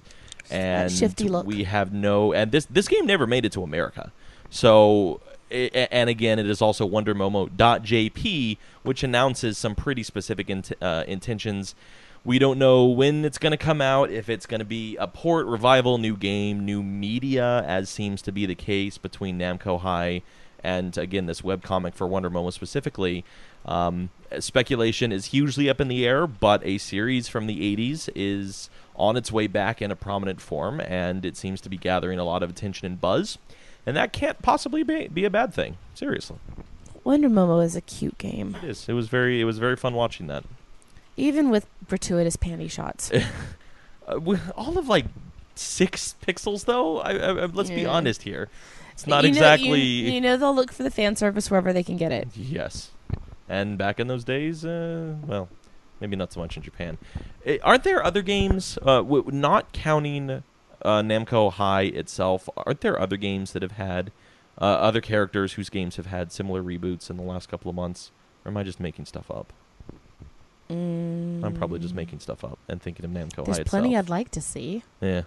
Well, and what I didn't realize that the whole Namco High thing is that all the characters that they brought in they have in their webcomic series from Shifty Look. Mm. So that's, I think, Which is also where this Wonder Momo webcomic is from. So it's exactly very much two-part. And it will be nice to see how this continues and what prominence they decide to feature with Wonder Momo and many other characters. Well, I would definitely, I would like to see either a remake or an actual sequel or something. It was a fun little game. I've played it. Even Beautiful Joe had the kind of implied with an audience motif, and certainly there are some possibilities for Wonder Momo as well. You can even say that Super Mario World was set on the stage. That just short-circuited my brain. Super Mario Brothers 3 had that literal stage where they had the curtain that raised in the very beginning of the game. Remember that? Exactly. But but there's actually a whole. I think the first thing I had kind of thought about it before and it had been mentioned before, but Game Theory, which is one of the YouTubes that I like, even went into detail about how they're all set on a stage, how everything is done up not Mario World. It was Mario 3. Thank you, Rob. I'm sorry, and how they're all on a platform and you can go behind the scenes to walk behind the scenery, and then when you get to the end of the level you're going backstage. Yeah, they're all kind of curtain-y, transition-y, exit, stage left, stage right, technically stage left because it's left stage, but yeah, I never really gave that design a lot of consideration. Yeah. But and it was 3 I was thinking of, but World had some of the same things incorporated in it. Interesting. All right, let's travel around the world and check out some release dates of some games that'll be coming a little sooner than any other remake that we're talking about tonight. Loki, is there anything for the U.S. yet? Not this week. Be the 28th is the first step we get this month, and then we'll be getting regular releases each week. All right, then give me a minute here. We'll travel to Japan and check out the releases there. Still no PlayStation 4 or Xbox One out in Japan, so there's no releases to read there. What is it, February 22nd, I believe is the big day for the PlayStation 4 and Xbox One. Do we have a date for Xbox One in Japan? I don't think we do. I think it's still... I don't think they've announced anything. It's still TBA. Well, meanwhile, you have some other things to look forward to, such as on the 24th, the 23rd of this month, we have on the PlayStation 3, Army of Two, The Devil's Cartel gets a price reduction. Saints Row 4 also gets a Ultra Super Ultimate Deluxe Edition out in Japan. As far as new games go, you get Sengoku Basara 4 comes out from Capcom this week. That is finally out, and I believe there is some... special bundles and things that go with that as well, because who doesn't love bundles, but, limited editions and things like that. On the Xbox 360 in Japan this week, just that same Saints Row 4, and then also Dragon Ball Z Battle of Z, which I believe is also on the PlayStation 3 as well. You love your Dragon Ball games, don't you? I've been getting a little nostalgic lately just because I really am nostalgic for some Dragon Ball Z. Well, you could get it on the PlayStation Vita as well. It's also out there this week, as well as if I had a Vita. As well as a Sega game named Utagumi 575 comes out in regular and limited edition this week on the Vita. And I'm kind of like, what is this? It says it's a new genre ground. It takes literary sensibilities and mixes it with popular Japanese music. The haiku, a Japanese poetic form that follows the strict rule of 3 lines following 575 syllables. I know, it's like they read my mind tonight. Per line, a new style of gameplay is invented. Instead of the formulaic approach of only matching button presses to various tempo-based patterns, Utagumi 575 incorporates this with a hiragana guessing game. The result for players is that after filling the correct cadence requirements, a prompt for missing Japanese characters appears, and these are filled by paying attention to the phrase that's displayed, the context of the song, and the rules of a haiku. This sounds hard. I was just thinking, because I haven't said anything on air, but I'm planning on taking the JLPT N5 this year. Mm-hmm. I was just thinking something like that would actually be really helpful for my studies. It's a Sega rhythm game. I gotta say, as quirky as that sounds, I love that it's something kind of different for. Well, I mean, Sega's made rhythm games more recently too, like that Rhythm Thief that was on 3DS. That was only like last year. So, anyway, sorry, I didn't mean to kind of take a tangent, but I thought that was pretty cool. Like a rhythm game that's haiku based. It's kind of neat. On the Wii U this week, nothing in Japan. On the 3DS, though, you do get Karos, the Beast of Re-Eden, comes out this week. And trying to see what kind of game this is. Oh, it's a shooter. It's a pew-pew shooting game. It's a shooter. Yeah, it's more that like isometric shooter, though, not just like above. It's more of like using 3D shapes and stuff. So you were exactly correct, by the way, that February 22nd is the PlayStation 4 Japanese release date, and no date outside of this year for Xbox One in Japan. All right. I like hearing that I'm right. You should say it more often. All right. I can fact check everything. You may be right about that, but you're so wrong in other ways. All right. Well, let's see what the UK has to say for releases. On January 20th, which I guess is technically today now for them, is Kick Beat for PC. On the 21st is Chess 2, the sequel on Android. Whatevs. It's chess again. On the 22nd, we have Insurgency for Mac and PC, and Ollie Ollie for Vita. And on the 23rd, there is Might and Magic X Legacy for PC, Ninja Gaiden 3, The Ancient Ship of Doom for 3DS. That be it, R. All right, there it is. Just a couple more stories for you guys, and then the classic game of the week. But first, Loki. All right, so let's see. We've got a little bit of interesting rumor here, and I don't know. It would be nice to get some new blood kind of in the series, but there's a rumor that Silent Hill 9 is being, I guess, resurrected by Hideo Kojima. That he is going to be working on the game series now. And I don't know if that's actually going to be true now. I know he's very busy with, all the Metal Gear Solid 5 stuff, but it would be kind of neat if he took it over, because he does really good, directing in his games, but I don't know. They need another solid series, though. Pun intended. Haha. A Kojima Silent Hill game. I don't know. It sounds a little fan wankish to me, but if it is true, it could be very interesting. I think Silent Hill needs a nice kick in the butt to kind of get it, back to where it was in its heyday. I thought I saw another fan wank rumor not that long ago that they were trying to get Team Silent back together, and I was like, good luck. I mean, Akira Yamaoka works for... Well, they were saying that, they were supposed to be resurrecting Team Silent as well. And here's the other thing, too, is like, the information that right now that they're kind of going off of is based off of a listing on IMDb, which anybody can make, so I don't know. Oh, that's nothing, yeah. That's a huge rumor, that's for sure. All right. Well, let's talk about... We are about to get into the classic game of the week, but let's talk about one of the great classics right now, Tetris. Tetris always comes back. It's like a rite of passage for any generation of gaming consoles that where's the Tetris game? Well, the next-gen Tetris game for Xbox One and PlayStation 4 will be coming from Ubisoft. Will be the ones publishing this Tetris game. We don't know we don't know more details than that. It's just that The Tetris game will be on the digital channels, Xbox Live and PlayStation Network. So I guess they're going to focus on a download title, which is fine because paying $60 for a Tetris game would be a little bit ridiculous. So I think the networks are the place to go. I don't know what next generation is going to entail, but I would imagine that, probably more like online competitive-based elements.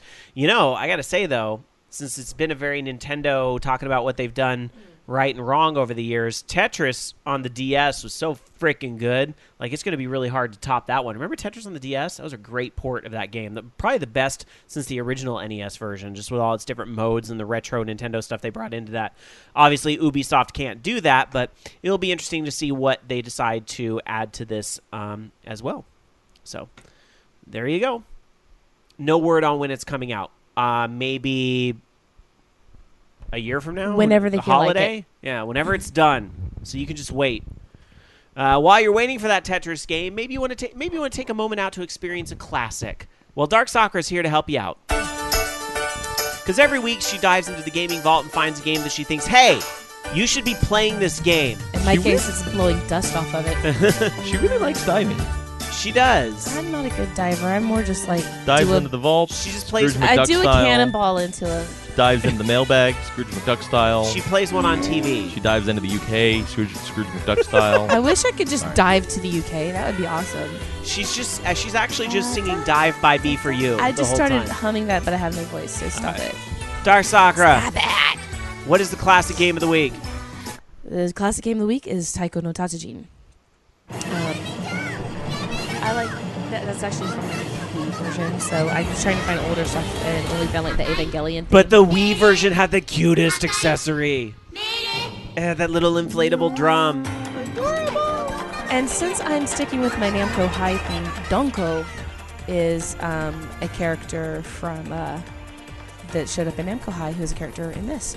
And don't link me anything to look at while I'm doing classic game, guys. Thank you. Taiko no Tatsujin came out in the US as Taiko Drum Master, but there were a bunch of different versions out in Japan. We've seen an arcade version. It came out on DS, 3DS, PS2, PSP, Wii U, iOS, the Advanced Pico Bina, and other mobile versions. I'm just watching this little video you got going. Yeah, and this is like on master level. Insanity. This is listen to the drum beat in this. Wow. Wow. Yeah. And that one, I was like, no, it's not Donkey Konga. Shut up, Bobby. I mean, hearts. But like I said, there's actually there were Chinese versions that came out to be used in Hong Kong, Taiwan, Singapore, and Malaysia. And we've seen other versions. I've seen knockoffs of the game too. Remember the one the big single Taiko that was at John's Incredibly Mediocre Pizza, Rob? So there I've was seen that stuff one. like that. Yeah. So anyway, basically you have two Taiko, and you have your sticks to play with it, and your notes are called ompu. And as they move across the screen, you either have to hit the center or you hit the end to make the certain type of sound. And you have your tamashi gauge, which is your spirit gauge, to show how well you're doing. You have a red marker, which is your don, and your blue marker, which is your kato. And it's exactly, we make to describe the noises that you're making. So the don is in the face, the kata is the side, and then you have the large ones that are basically large don and large kata that are double notes. So you hit with basically you hit both buttons on both sides of the drum in the console releases, or in the drum you have to hit just really, really freaking hard. And the drum just punched that thing in the face. It was adorable. Oh, Anyway. Rob. You actually gave me several videos to take a look at here. So I did. I think the third one is the Evangelion, or the second one might be the Evangelion one. No, this is Hatsune Miku. We're Oh, going to yeah. look at here in this video. So I guess is this one of her songs in the game? I believe so. I love the little chibi Hatsune Miku at the bottom. Anyway, sorry. Yeah. And you see the little Miku running in the background? Mm-hmm. Oh, yeah. So, and for the record, I do have a little Taiko plushie. So you also have a yellow bar called Renda, where you hit either Don or Kata as many times as possible across it. It doesn't build up your spirit gauge, but gives you bonus points. You have a balloon, which is called Husen Onpu. You also have, it also goes with the Genki Renda, where if you hit Don for a certain number of times within the time limit, then you get bonus points too. You have, all kinds of different, I'm not going to go into all of them because there's a Kusudama, there's a Suzudon, there's all kinds of stuff that pops up. And you get different kinds of power-ups and health bonuses and different things to attack your enemy if you're doing boss battles, like on the DS ones, like Dororo no Kai Daikesen, and a lot of the different versions. There's also a wrestling version. It's called Dual Note, which is based on wrestling, where you have to hit the taiko repeatedly, more than your opponent does, so that you win. It's like I said, it's almost more like a tug of war. Whoever hits more wins. And unfortunately, this was only in the boss battles on Wii Dodon to 2 Daime. So there's different versions. You have easy, which is Kantan, normal, Futsu, and hard, which is Muskashi, which is just really hard. And then you have a fourth difficulty that's in later games called Donderful, which is a combination of Don and Wonderful. And you've got basically all your different note charts for how difficult, how easy they are, and it goes all over the board for how easy it is or how hard it can be. In your different options, and they've changed from different types, you have different taiko sounds that will, working on different types of songs, I think, that play, and they change them around. You can hit the different rim in your difficulty selection to change what your taiko sounds like. It's gosh, pretty customizable. I bet that's pretty funny. Okay, this was one I wanted to play because we were talking about Dragon Ball Z earlier. Yeah, I was gonna say we want to switch up the video here a little bit because that last one just ran out. So this is from the portable version of the game we're about to look at right now. Yes. This is actually the intro song to Dragon Ball Z, the original intro. The audio is a little distorted, but that's right. Exactly what it sounds like in the anime too, so Gotcha. Don't worry about it. Okay. That one's actually a fun one to play. So you've got different modifiers. You have auto, where it just plays automatically, and you can look at the song, and you get full combo. You get hidden, or as it's called, Doron, which, it's like it says. You have speed modifiers. You have double speed. You have triple speed. Quadruple speed. And then you can go up to 8, and I'm sorry, it looks like it's just the symbols that move faster, like the modifiers we have in Beatmania. And these have been 8 since 8 and YY Happy Rokudaime. You have perfect, where the song will end if a note is missed. So if you're playing in perfect mode, you have to finish the whole song perfectly. You have reverse, Abekobe, which plays it backwards. Different modifiers. You have one called whimsical and haphazard, where it changes your notes from red to blue or vice versa, so you have to look at them differently. Just all kinds of different stuff. It's really, really just a complex little game for as much as it seems you're just hitting on a drum or hitting on the rim of the drum.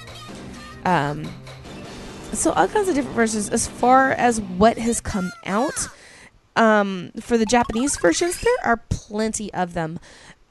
We've had arcade versions starting with Taiko no Tatsujin through Taiko no Tatsujin 14, then a overhaul. 14? Yes, in September Damn. 2010. The first one came out February 2001.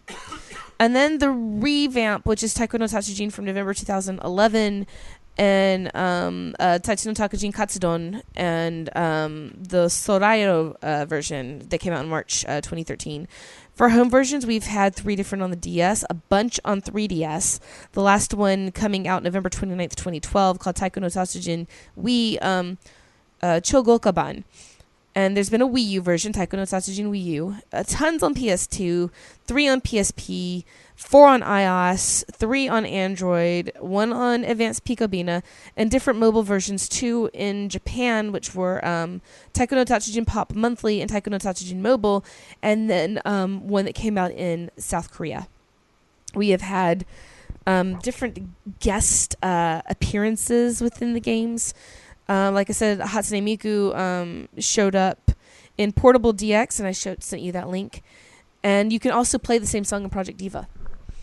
And then little crossover. There's Puzzle and Dragons crossovers as well. So tracks that were for Puzzle and Dragons. But yet, I'm not going to be able to find like any of this in America except for like that one release they had, the Drum Master. Nope. Sorry. Remember one of my Bomani friends had that, who I haven't seen him in forever. I miss him. Well, there's been spin-offs. Yeah. There was a Taiko no Tatsujin character thing done in clay anime. And it was in, it was for Kid Station. It was in Comic Bum Bum. Then, my bum is on my bum. we had mini versions that was Thought in of that. Tales of the World, Narikiri Dungeon 3, which is, another Namco game. And in the DS game, Nodame Cantabile. And then in Mario Kart Arcade GPDX, you have a theme. A Taiko no Tatsujin theme. All right. And so I was just doing Taiko no Tatsujin. I didn't even touch Taiko Drum Master as we got it over here. Yeah. Which, I mean, basically it's the same game. We've just got different music, Yeah, just a little licensing. Mm-hmm. And I have that. I actually have a legit drum for it, and I have one of the knockoffs. And it's fun. I love it. Like I said, I had to dust it off. Yeah. So it's... Oh, wow. I'm totally lucky. A good music game memory. I'm totally jealous of Ikuma JP. Why? I used to own a 3-foot Don and Katsu Saiyan doll. Adorable. What? All right, there it is, your classic game of the week, Taiko no Tatsujin, or Taiko Drum Master, if you will. There's 14 of them, so it's pretty much on everything. In the arcades. In the arcades. Many more portables versions. Well, you Exactly. remember Cross systems and everything. Loki downloaded Taiko no Tatsujin for his PSP back in the day. Yeah, I remember When he that. was talking about how to get all the Well, imports I just remember our friend Garrett had the big drum peripheral that he got, and yeah, I I know. haven't heard from Garrett. I don't know what happened to him. Yeah. Hmm. Oh well. Get him back on the show at some point. It'd be awesome. Yeah. All alone in the All right. It is running long. We got to go to break. But thank you, Dark Soccer, for taking us to a great music game from our past. We're going to be back with plenty more news. The Fugle question of the week, which should be exciting tonight because I didn't even plan it this way on purpose, but we were talking haikus earlier. We're going to get some haikus in the Fugle question of the week. Haiku, not haikus. Haikai. Haiku. Haiku. Haikus. Gaikai? Gaikus? Hike a lot. All Say right. it right. Dark Soccer's going to have a meltdown, but we'll be back after this with more of Orange Lounge Radio. Stay tuned. Baka.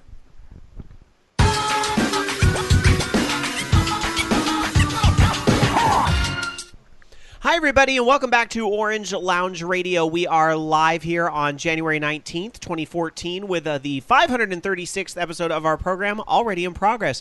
Thank you so much for joining us, be it that you're live here at the Voice Geeks Network, vognetwork.com, or perhaps you're listening to us on the podcast feed via one of the many iPhone apps that lets you listen to things like Stitcher Radio or TuneIn. Just want to say a big thank you to checking out our show, no matter how you are choosing to listen to it. We've had a lot of pretty good debate on tonight's show. We'll see if it continues with some more news that we're going to get into in this half of the show. Loki, if you're back there on the Skype line, you back there, Loki? You're not going to be here next week for sure, right? That's right. Well, I hope, again, I know I said this a little bit last week, but since you are back this week, and I didn't think you would be, I will say it once again. All of us here at Orange Lounge Radio wish you all the best with the new child. I know everything's going to go great. We can't wait to hear the name, which somebody had hoped you were going to name your baby Tingle, but it doesn't sound like that's going to happen, right? That's definitely not going to happen. We can't wait to hear all of that whenever you do come back, but, take the time you need. We all understand. Dark Soccer and I will somehow manage to continue on. Jason will be here for at least a week or two, but after that, I don't know. We'll figure something out. Hopefully, Alan can fill in for a show, or some of our other loyal go-to people can help us out if we need to. So enjoy your time off with the new child. All right, I will. All right, start us off, if you wouldn't mind, with some rapid-fire news.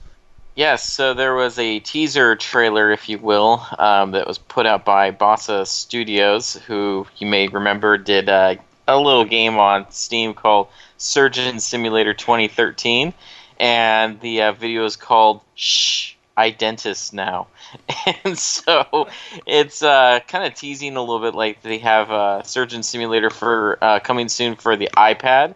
And hopefully we'll see some sort of add-on for Surgeon Simulator 2013. But it sounds like that the iPad version might revolve around dentistry, which you can only imagine how that'll go.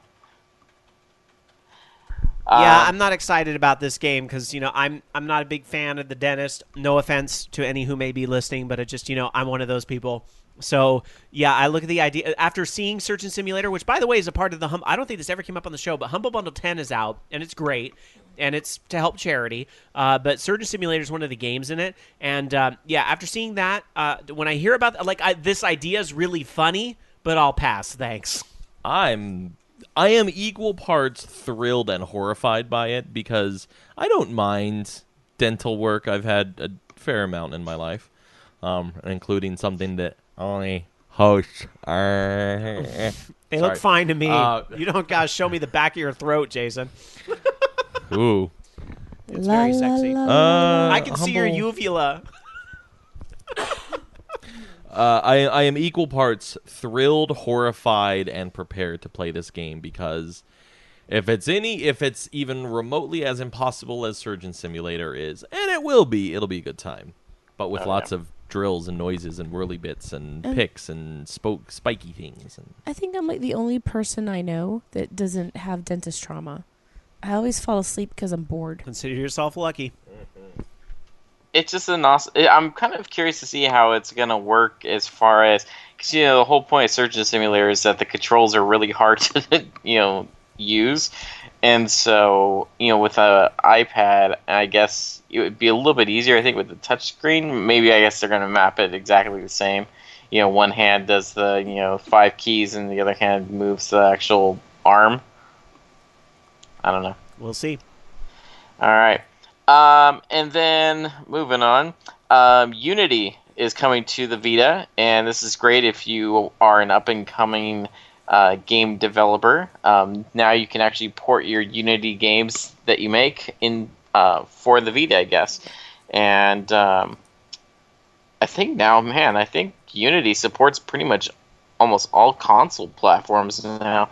I know at least the entire PlayStation suite. I'm not really sure. It's been a while since I actually looked at Unity, but yeah, so support for all the sensors, the cameras, the analog sticks, touchpad, all that fun stuff. And that's I guess with Unity 4.3. And in fact, they were saying that there was a game, Stick It to the Man, that was developed, I guess, on PS3 and Vita, and that's with Unity as well. And that's, I think, it's already out or coming out very soon.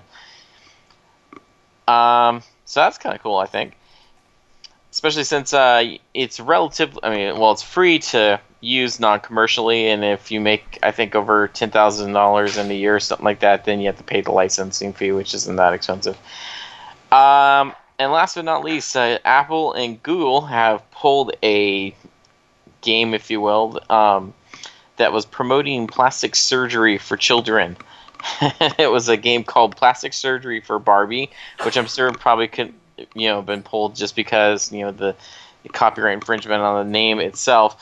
But basically, it was a game aimed at kids. I guess it was marked suitable for kids 9 and over, and had you performing plastic surgery procedures on female characters, such as liposuction and on the character's 6 problem areas. And you compare the before and after shots, and they were saying, some of the results, like, this unfortunate girl has so much extra weight that no diet can help her. In our clinic, she can go through surgery called liposuction that will make her slim and beautiful. So apparently people were offended, that it's giving children the wrong idea. Well, did they really think that people giving the wrong idea? It is a little offensive, actually. Yeah, and I think children the wrong Mattel idea. was one of the ones also that kind of, helped in pulling that, since, obviously they mentioned Barbie in there, and They want that associated with any of the Mattel stuff. I mean, this picture doesn't look like any Barbie I've ever seen, but maybe that's just me. Yeah. All right. Moving on to some other news that I have for you guys. Some eShop releases for Nintendo, because they are still putting some classics out there as we go. Unepic is now out on the Wii U. This game's been out for a couple years, but it's that platformer that has some RPG elements, D&D, NES-style gameplay. Or as Nintendo puts it, Unepic is a mixture of platform game, role game, I think it's role-play game, and joke that takes place in a huge castle of medieval fantasy. It is set in the 80s style, but completed with the most actual features. So, okay. That is available. Wow. Isn't that out on Steam? I haven't checked that out on Steam. I think it's in my wish list. But anyway, so that is now out. You can also check out F1 Race Stars Powered Up Edition, which is kind of like a cutesy kart game. You can check that out. And then as far as Virtual Console goes, this is pretty cool. Castlevania 2 Simon's Quest. I think this game kind of gets shit on unnecessarily, but I kind of think it is the reason we have things like Super Metroid and Metroidvania, meaning like, Symphony of the Night and so forth. It really kind of can be traced back to a game like Castlevania 2, which I love, imperfections and all, and badass soundtrack, most importantly. Absolutely badass soundtrack. Speaking of classics, more PlayStation 1 or PS1 games are going to be out on the PlayStation Network in January and February, thanks to Monkey Paw Games. The big release they're going to come out with on February 18th is Tomba 2, The Evil Swine Return. I remember the Tomba games. The original Tomba is already out. That came out in 2012. But some other games that will be coming out, Double Dragon, the Neo Geo Double Dragon. This is the one that's based on the film adaptation of Double Dragon. That's why they got that out of the way first, I'm thinking. But some other games that are coming out, let's see, Lucifer Ring, The Fireman 2, Pete and Danny, Hyper Crazy Climber, and Wolf Fang. So these are obviously very niche kind of cult titles, but I think that's really cool because, a whole new audience can kind of find these now thanks to PlayStation Network, so that's neat. And lastly, if you were looking forward to Star Wars 1313, you might be waiting a long time because unfortunately Star Wars 1313, although we saw it at E3 2012, we knew it was going to have some issues once Disney bought LucasArts. Well, Disney let the trademark on Star Wars 1313 lapse, and that's not a good sign. That means they probably aren't doing anything with it now, unless maybe they could have took some of it and put it in a new game, and that's probably what's happened with this, is that they are making it work for a different video game to come out in 2015 with the new movie. You basically said the same thing when the acquisition happened, but we basically knew that this happened when they shuttered LucasArts, at least as far as development / publisher is concerned. Right, but this and I think some of something us else were explicitly called out as being. I think some of us were holding out hope that maybe they would shuffle it around somewhere. Didn't happen. Didn't happen. Just saying. Although not Rogue Squadron, that's the N64 and GameCube game. Attack Squadrons started sending out beta codes last week. I didn't get one, but I'm still holding out hope. Aw. All right, but there is new Star Wars content, so yay! It's still actually happening. On over to Dark Sakura for the rest of our rapid fire news. Just a few things. Gabe Newell says he's fine with Origin being on Steam machines. He's not worried. In fact, he says we're trying to make it as open as possible. If EA wants to put Origin on it, that would be fine. Does Origin even exist outside of Windows? I don't think it does. Well, he said, if EA would have to make a version. Sure, but they're not going to lock them out. If they want to, then they can. So, yay. That's very kind of him. I don't think he has anything to worry about. And then there is a demo out for a He-Man playable side-scrolling brawler. It is available for PC on Game Jolt, and there's files for an Android version that's on a Dropbox, but you'd have to follow the link. And they're planning on making She-Ra as a playable character. Sweet. And then we have to find that little wizard guy hiding in the background somewhere. What's his name? Orko, yeah. And I think for She-Ra, she had Madame Cowl. Mm-hmm. So no, not Madame Cowl. What am I saying? Cowl was the owl thing. It was Madame Crap. Not Madame Crap, but I don't remember. Now I'm thinking about the He-Man movie from 1984 that With starred Dolph Lundgren. and Courtney Cox was in that movie. That was one That's of her right. first with roles. her big hair. With her big hair. By the way, going to our chat room at live.vognetwork.com, Seg is there to let us know Origin is on the Mac. So there you go. And then last news, this is sad news, is that the Doctor Who MMO is shutting down. As of February 28th, 2014, it will no longer be available. All the transactions have already been suspended, but we can still play Doctor Who Legacy. I didn't even know there was like a full-on MMO out there. Yeah, it wasn't. I keep seeing it turn up in what TV things should be an MMO. Oops. Wasn't too interested. All right. Well, let's get into our excuse me. Let's get into our coughing fits. Let's get into our Fugle Hey, I've question. been doing it all show. Let's get into our Fugle question of the week. You take Facebook and Google and slam them together. You get Fugle. It's Radio Google.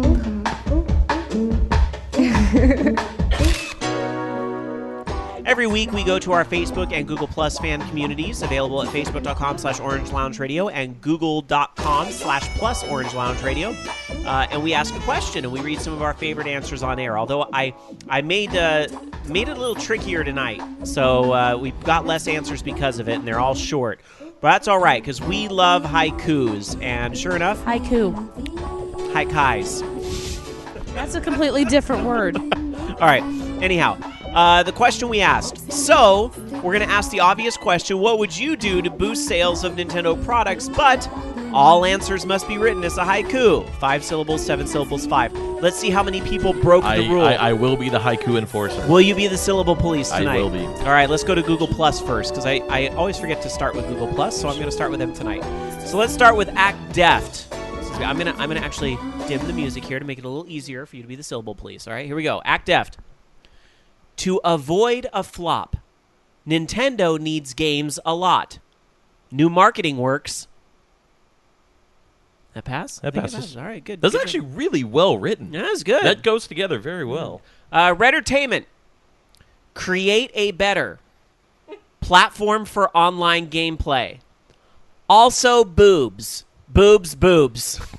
That was awful. There was no artistry to that. You fail. But it passes. It passes 575, and that's all I'm here to do. It passed 575, and you worked boobs into it, so I'm okay with it. I give times. that a 10 out of 10. Yeah, see? No.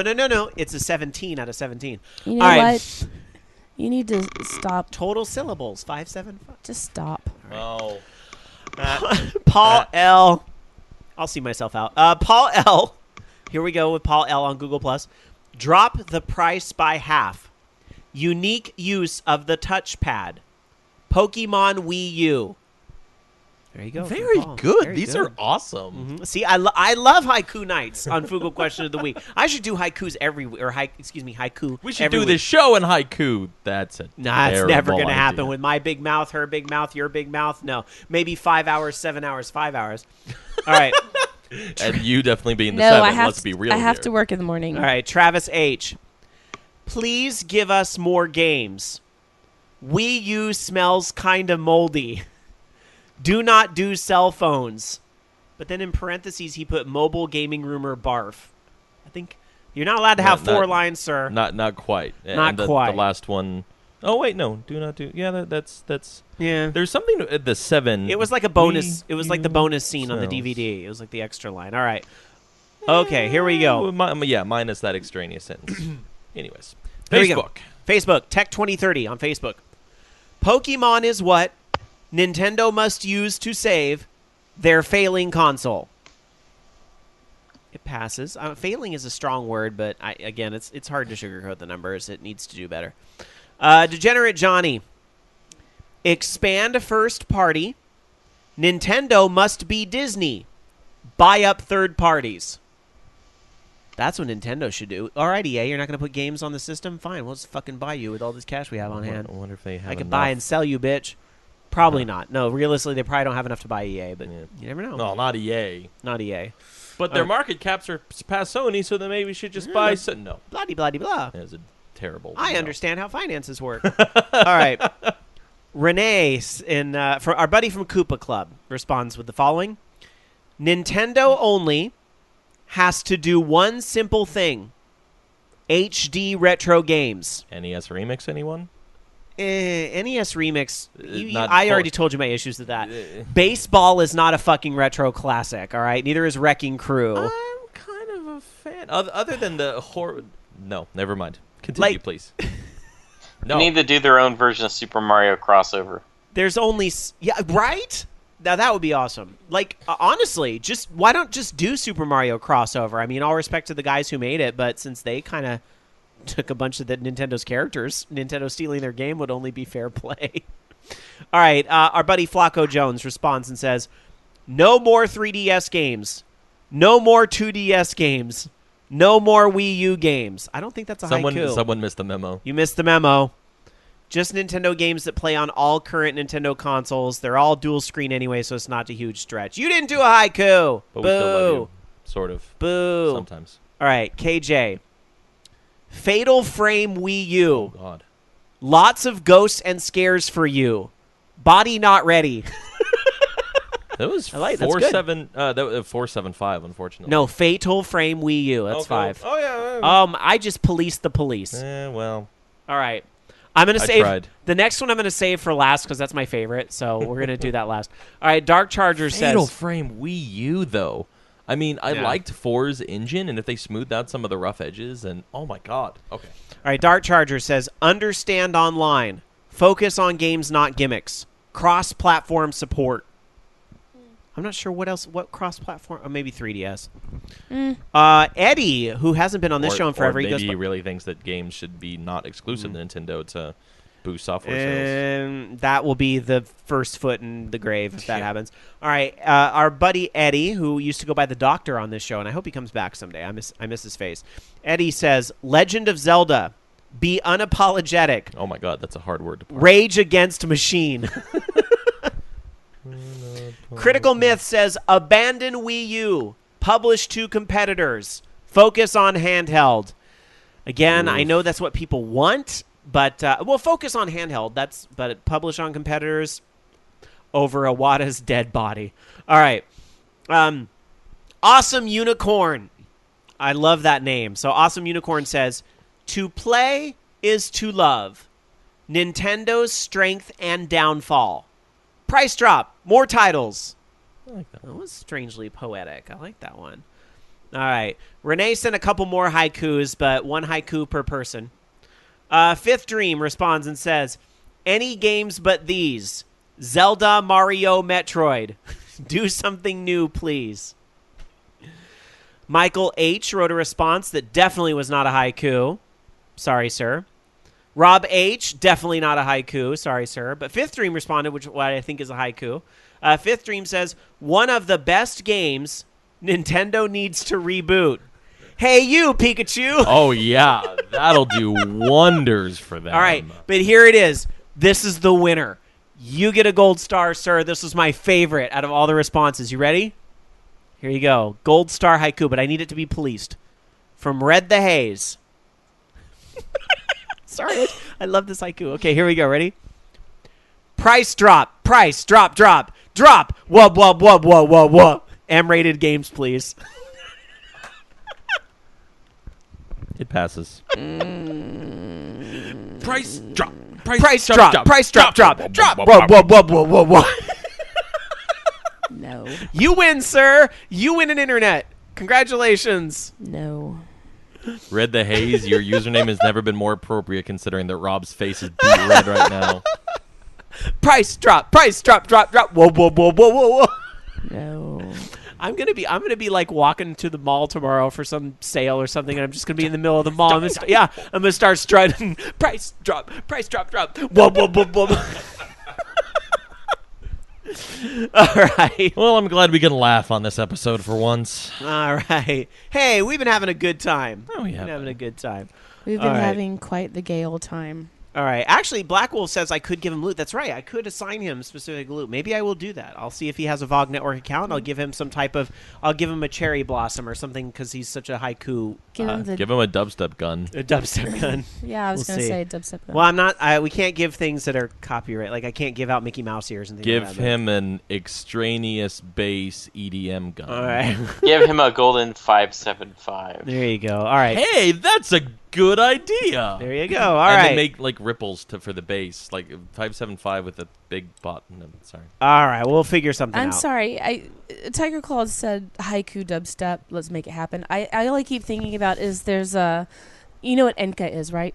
Yes, I do. There's an Enka singer who, In case the listeners don't, you might want to explain.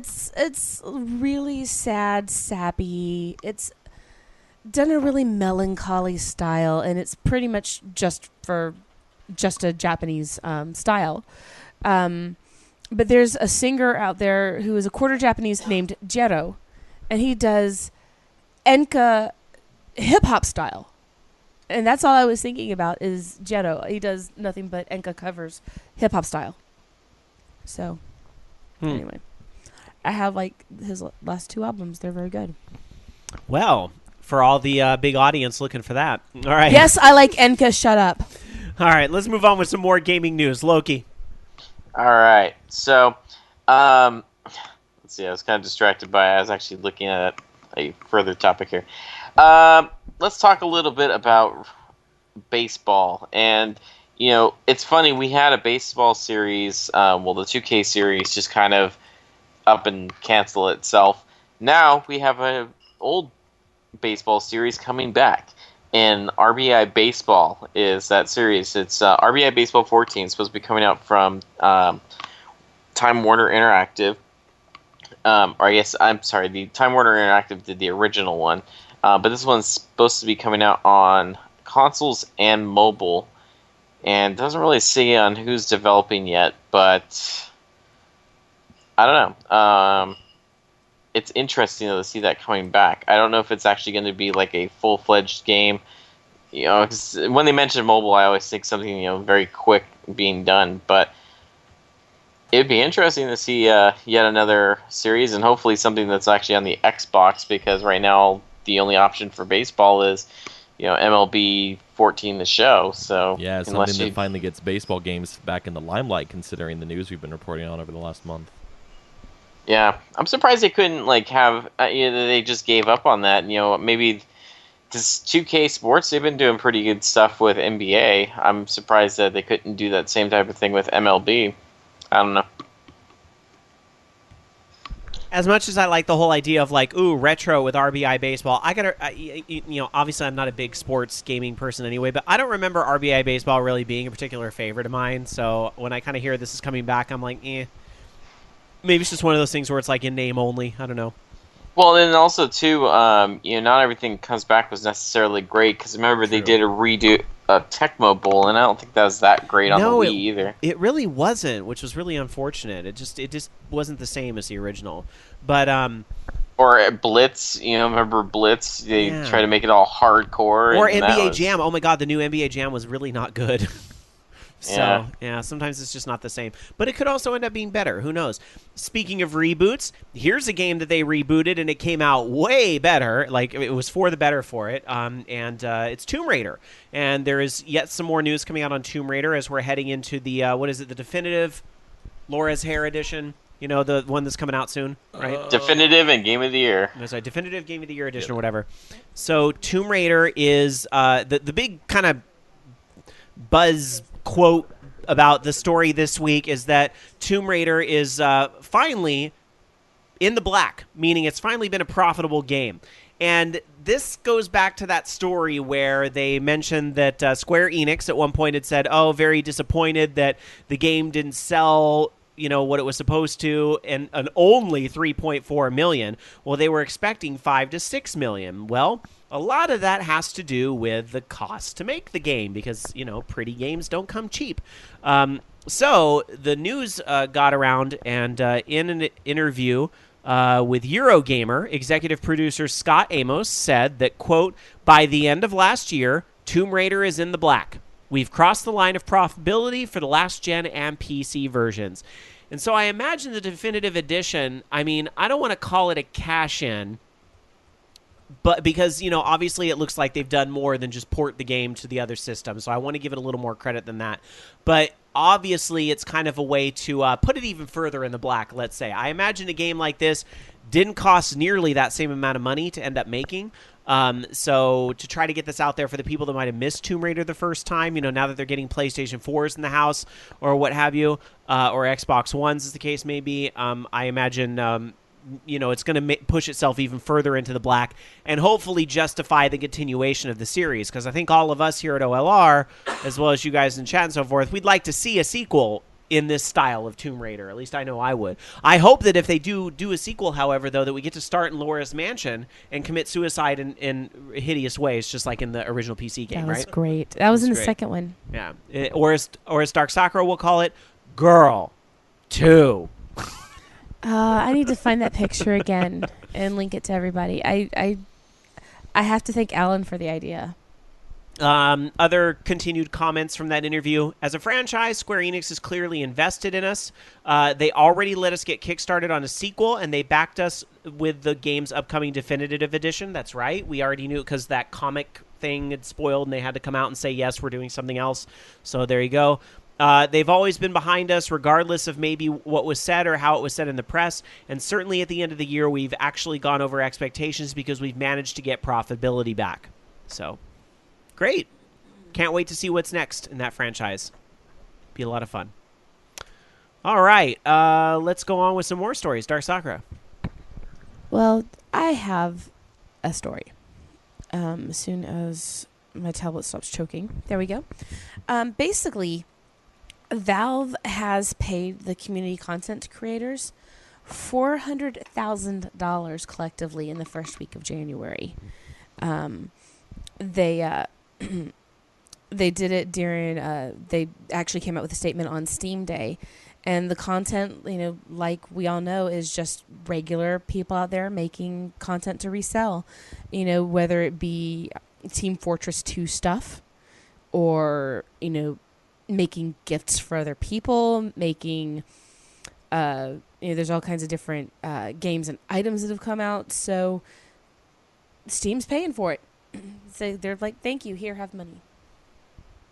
Which makes me kind of want to do hats now.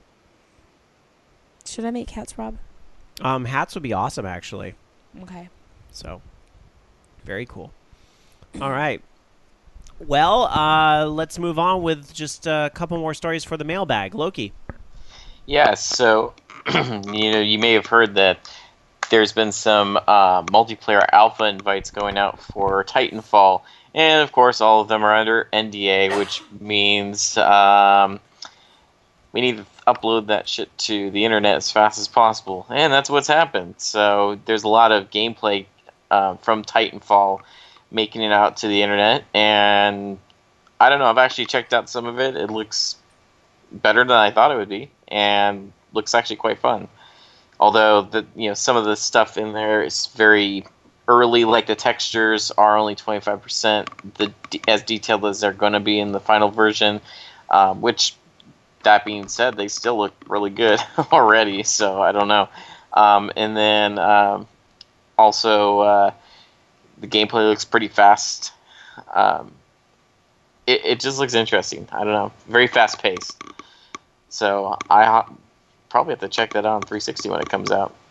But yeah, if you're looking for some or some video, check out Daily Motion, because they seem to have a lot of gameplay feeds on there.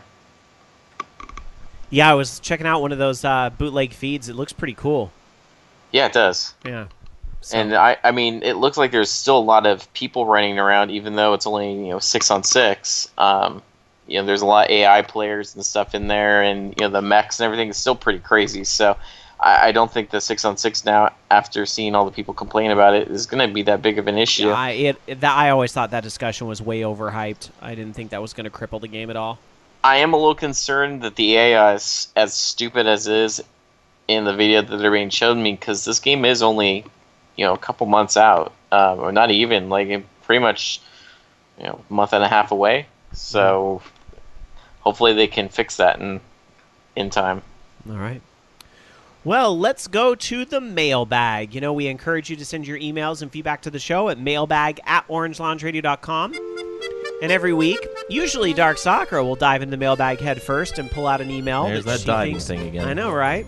But Why can't I cannonball or belly flop? well, this week, Dark Sakura is pouting at the top of the diving board saying, I want a cannonball.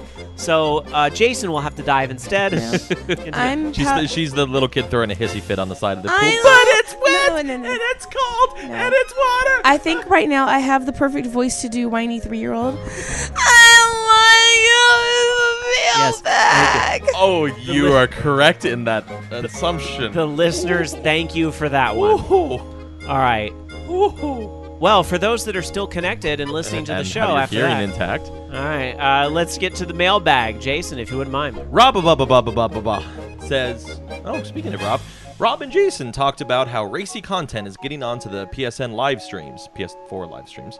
I looked on Tuesday, and I can thankfully say I didn't find anything sexually charged. That must be mostly a weekend thing.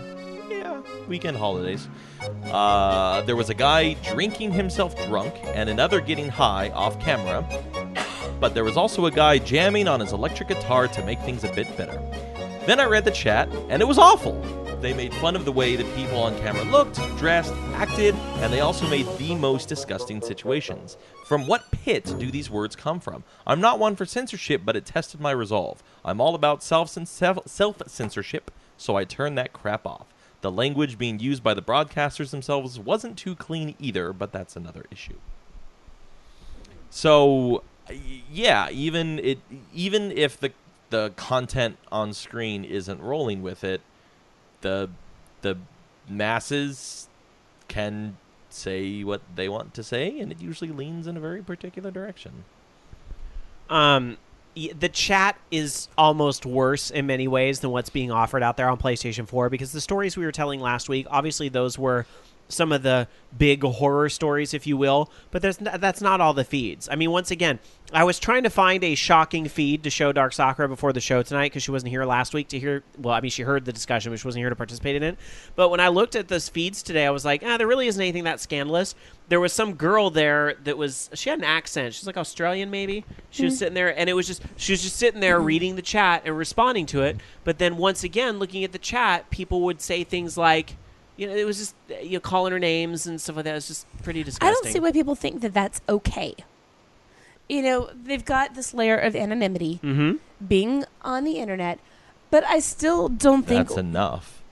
And sometimes it takes less than that. Doesn't make it okay. It's not okay. In the end, what I don't see is how people fundamentally think that it is okay to speak to another human being that way, even if they are hidden by anonymity. No, by no means am I defending it. I'm sure you know that. But if any of you listening to this have done it, I want you to go find whoever you've done it to and apologize before I spank you. It's clearly you weren't taught to respect other people, and I don't want that type of behavior associated with the show. I think the people that listen to this show and have made it this far in this show are too smart to do something like that. I really hope. And if you're going to be an ass to someone, at least have the decency to put your name on it. Have the vagina to do it. Have the uteral strength to do it. Because, as we all know, balls are squishy. This conversation is kind of interesting. I've never really said anything about it myself, but I don't think I've ever been anonymous asshole on the internet, and I've said shit in bad moods, whether I don't want to say people deserve it, but whether argumentative or not, I can get nasty. I kind of realize that sometimes I do that myself, and when I get in that mood, now I have a filter to just get the hell off the computer and do something else / sleep, because it's usually fucking 3 o'clock in the morning. But there are some people that I'm not necessarily on bad terms with, but I just have snarky, approaching, snide reactions to. And when they do something that I expect, I'll call them out on it. And See, I don't know. These are very different things, though, because these are things that I've formed with people versus people that I don't know. That shirt makes you look stupid. What are you, a lumberjack? I don't freaking know. Well, this is actually why I actually became a moderator on DDR Freak back in the day, is because just the way that people would talk to each other was absolutely horrible. You and me both, not to mention my form. My section didn't exactly Well, I mean, have that's a actually mod at how the I got time. offered my position, is because I was playing babysitter in my favorite forums, trying to get people to play nice because I wanted to see what people had to say and not see people just bitch at each other. And that also got me on Gorilla's Unofficial back in the day. It was... I have this thing where the moment someone starts insulting or treating somebody else in a sexist or racist or anything-ist manner, they instantly lose all manner of respect. I don't treat them as an intelligent human being anymore.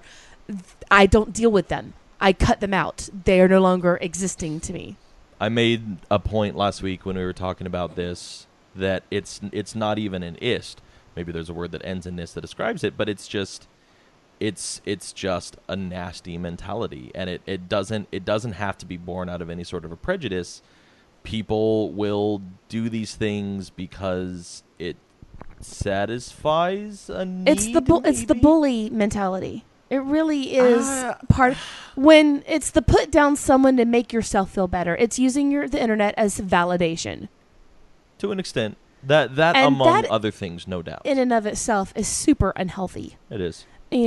First of all, if people want validation, they need to earn their damn validation. And secondly, they need to validate themselves, not look towards putting somebody else down or telling them to kill themselves or bullying somebody. There was another article, too, that I was reading today about a guy, and God for the life of me, I can't remember his first name, but his last name is...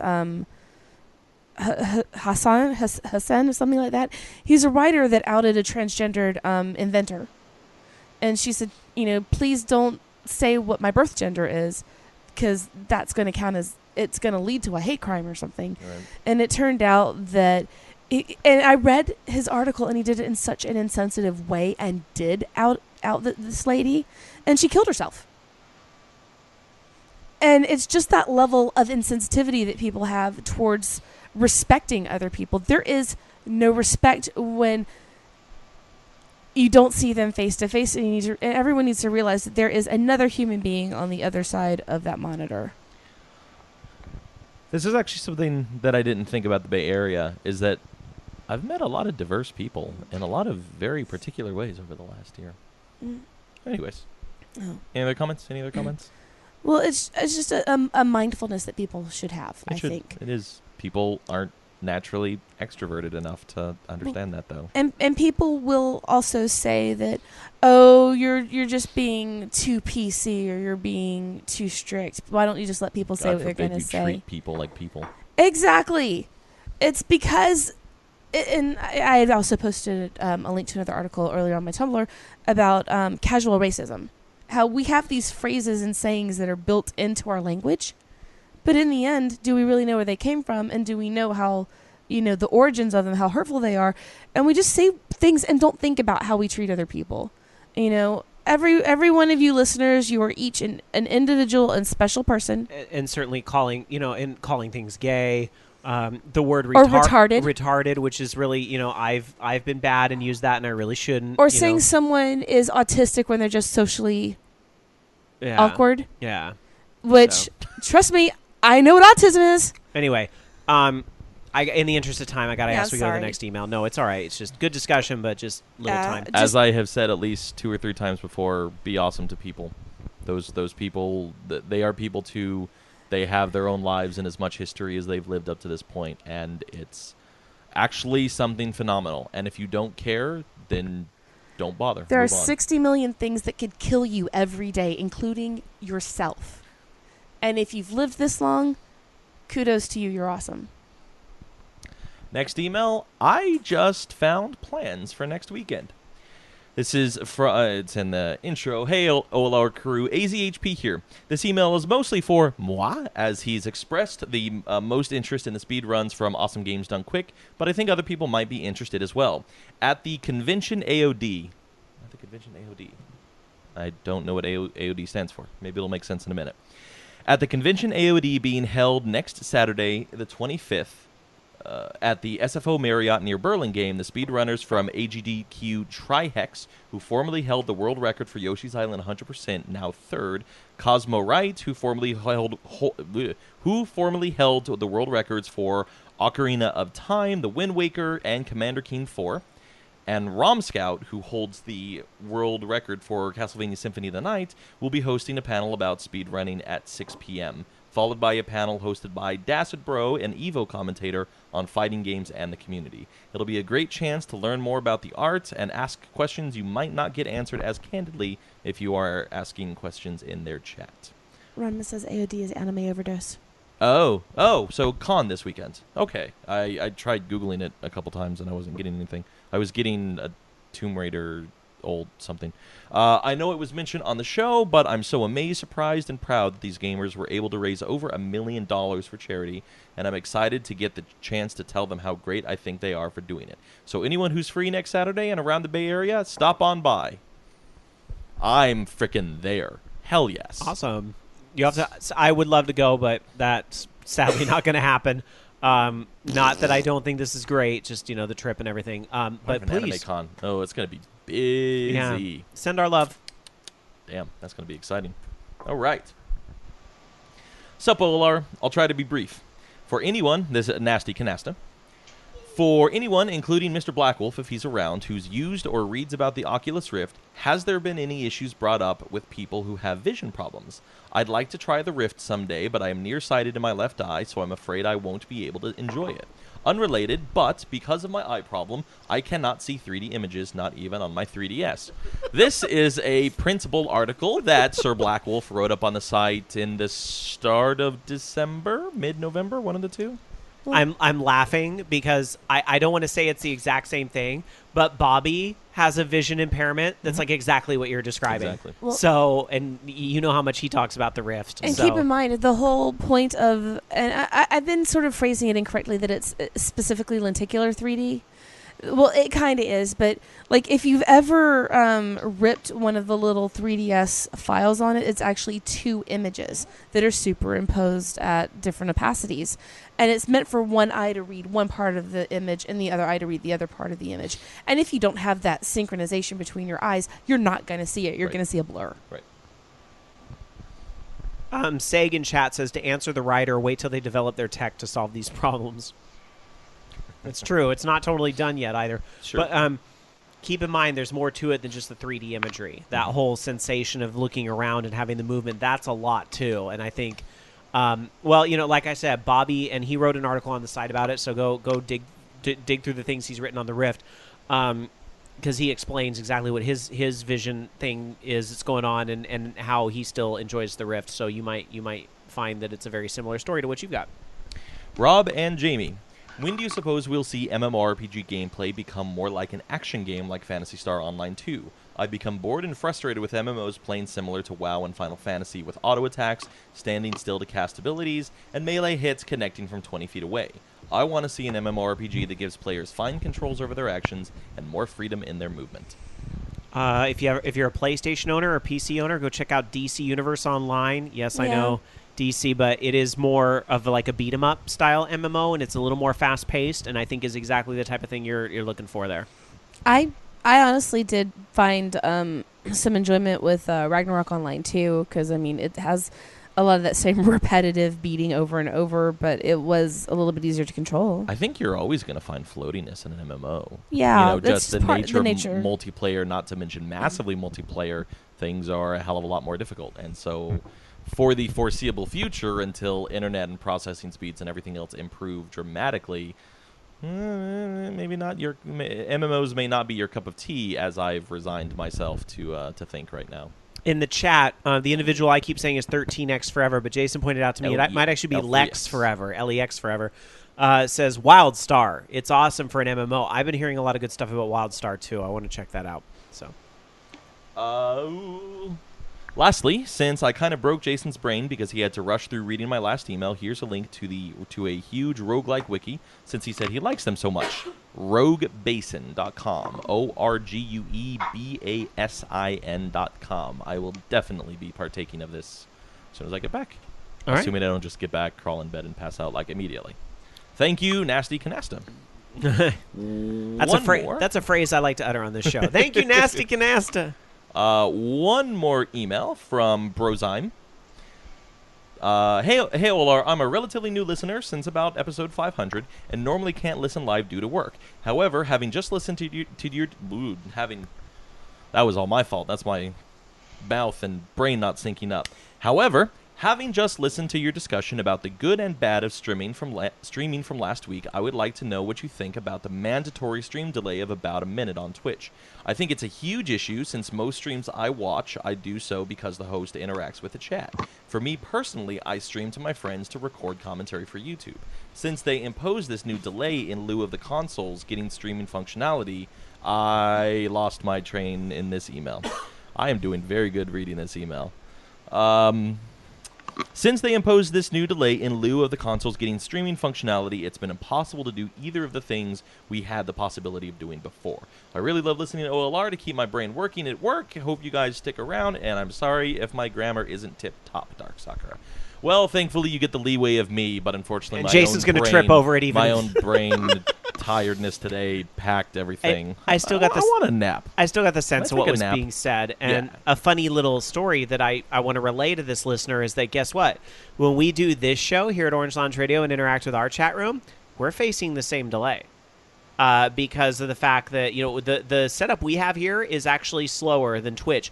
When we used to broadcast the video for this show live on Justin TV, just to give you an idea how long ago it was, when we used to broadcast the video of the show here and we had a different setup because we had the space that could accommodate for it better, they would actually see things first on Justin before our listeners would hear it, which I always hated. I mean, no disrespect. It's just the fact that I wanted the video to always be secondary to the audio because it is Orange Lounge Radio.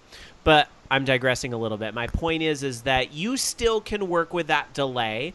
Don't let it ruin what you want to do. Just figure out how you can kind of adapt with that delay. But yeah, I mean, I'm not saying to you, oh, just suck it up, baby. I'm not saying that because, yeah, that sucks when you want to do that commenting and for the YouTube and you need to have that instant feedback. I do run into that problem almost all the time. Shane and I will be live streaming things and he'll be on Skype and the way he sees the game is he's watching me on the feed. And like I'll do something and he'll laugh or I'll laugh and he'll be like, what just happened? I have to describe it to him because he hasn't seen it yet. And it doesn't make for the best feed. But what makes for a better feed, and maybe this is just something to think about, maybe it'll work for you, maybe it won't, is if Shane and I, or whoever I happen to be gaming with, if we're playing the game together, then if something funny happens, we both just saw it in the game. He's not having to rely on my feed. I realize that doesn't work for every scenario, but just think of it as a new barrier to work around. Don't let it ruin what you're trying to do. But at the same time, it does kind of suck that, like, people were used to it one way and then all of a sudden it changed. And if you did adapt to the old rules, it sucks to have the rules changed on you like that.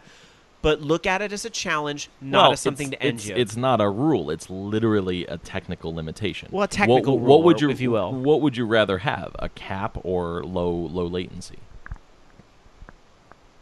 And, the answer is that two different people want two different things. I'm letting the emailer talk back to you right now. I'm letting the email speak for himself. Well, right. We're going to be waiting here for a while for him to be you want to talk about a delay. No, yeah, we covered that. And I don't think I ever realized that Twitch streams were near to live. I also have really no basis of comparison because it's people just doing their thing. And otherwise, mostly popular people, and no, not even that. I've watched fighting game streams of my friend who doesn't read the chat except in between matches because you don't fight and watch chat at the same time.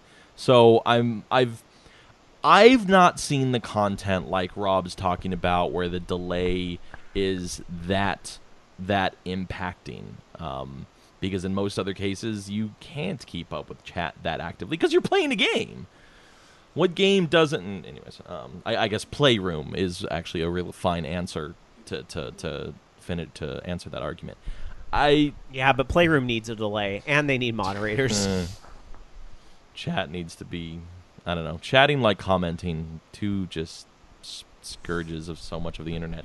Bobby Blackwolf would like you to know that we actually did talk about this in the segment at the end of his show last week when he calls us. So a cheap plug for the Bobby Blackwolf show if you do want to hear us talk about this a little more. I got to ask, we keep things moving, though. Sorry, a new emailer, and I'm saying let's move on, but Hopefully 535, revisit our same arguments. Yeah. It is unfortunate. Alternatives do exist. Do check out hitbox.tv, came out of the conversation last week. I looked at it today. It's gaming-oriented, but nothing in their terms say it has to be like literally a game. Alternatives exist. Find what works for you.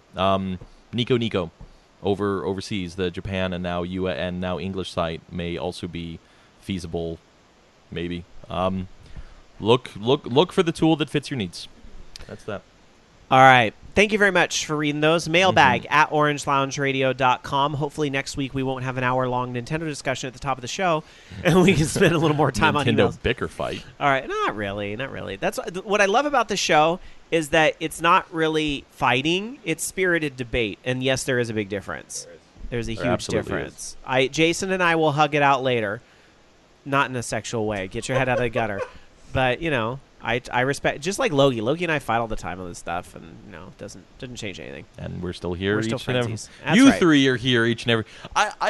I realized that this week. It's like, well, yeah, we do this and we do this on the show. I'm like, wow, this has become mildly second nature to me because I've been doing it so regularly. And that's how we've done it for 12 years now. And I mean, Because I literally don't know what the fuck else I do with myself. Like, when I don't have a show on Sunday, I'm always kind of like, in my I have mind, so I'm much like, time on Sunday nights. Where did this I come know. from? And I'm like, oh, it's 6 o'clock. I should be on the air. Oh, I should be listening to Bobby right. Well, I usually am listening to Bobby anyway, unless we're both off. And then it's like, All right, anyway.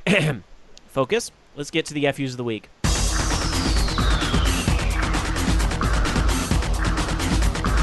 Oh, this is bad. Here is justice. Here is punishment. This is fucked up. FU to my voice not being all the way back and the lingering cough that will not escape, even though I feel better. So, and then having to wake up at 6 a.m. Jason. FU to Sunday drivers. Freaking Florian Perkins, whatever that road is down there. Uh-huh. People were going like freaking 15, 20 miles an hour down it. Hey, don't tell the listeners where I live, please. They don't live on Florian Perkins. I know. They know it's in Sacramento. Yeah. I think. Yeah, they they definitely do. know it's in They do. Sacramento. Somewhere We're in this moving great soon big anyway, place. so it wouldn't even matter. So. Peace out, y'all. Yeah. No, it was so weird. I was trying to turn, and everybody was taking their dear sweet time. Although at the same time, I was also rushing because I literally got the intro done 15 minutes before the show started, so I couldn't have possibly influenced it. There's probably another one, but whatever. My FU goes to these popcorn kernels because it's the worst addiction. But I'm totally that guy when I have microwave popcorn. Like, I've got to find those kernels that are like half popped and eat them because it's the best part. No, don't give me that look. Yeah, I'm not the only one that does it. I know I've it. just never heard of this before. You've never heard of it? You've got to try it because that's like the best part. I don't promise that I will. All right. Anyhow, Loki. I guess FU to being out of shape. Maybe you need to get a Fitbit like me. We'll have Fitbit contests. I don't know about that. All right. Me and Rob Fine. are friends on Fitbit now. Yeah, and we're friends on Fitbit. Hopefully each of us will inspire each other to walk and maintain step counts. I am not getting one. That's all right. As like I said before the show, different strokes for different folks. All right. Let us do a couple more stories for you guys, and then we'll get into the Skype line real quick tonight. I'm not going to leave it open forever, so if you want to get through, you're going to have to call pretty quick. 2 more stories first, though, starting with Loki. So, hey, do you have an Oculus Rift and you happen to be a fan of Ready Player One? Well, there's a tech demo for you, and that would be the Stacks Rift demo. It allows you to walk through one of the locales of Ready Player One, which is, stacks of mobile homes, making like these mobile home skyscrapers. So you can actually wander around those and check it out. Looks kind of neat. All righty. Too bad I don't have an Oculus Rift, and I haven't read Ready Player One. But as a fan of the book, does this look interesting to you from what you're seeing? Yeah, it looks pretty cool. All right. Moving on. This looks great too. I need this game. It looks. This YouTube was all over Facebook and Twitter and stuff. If you haven't seen it, please look it up. It's a game called Cat Lateral Damage.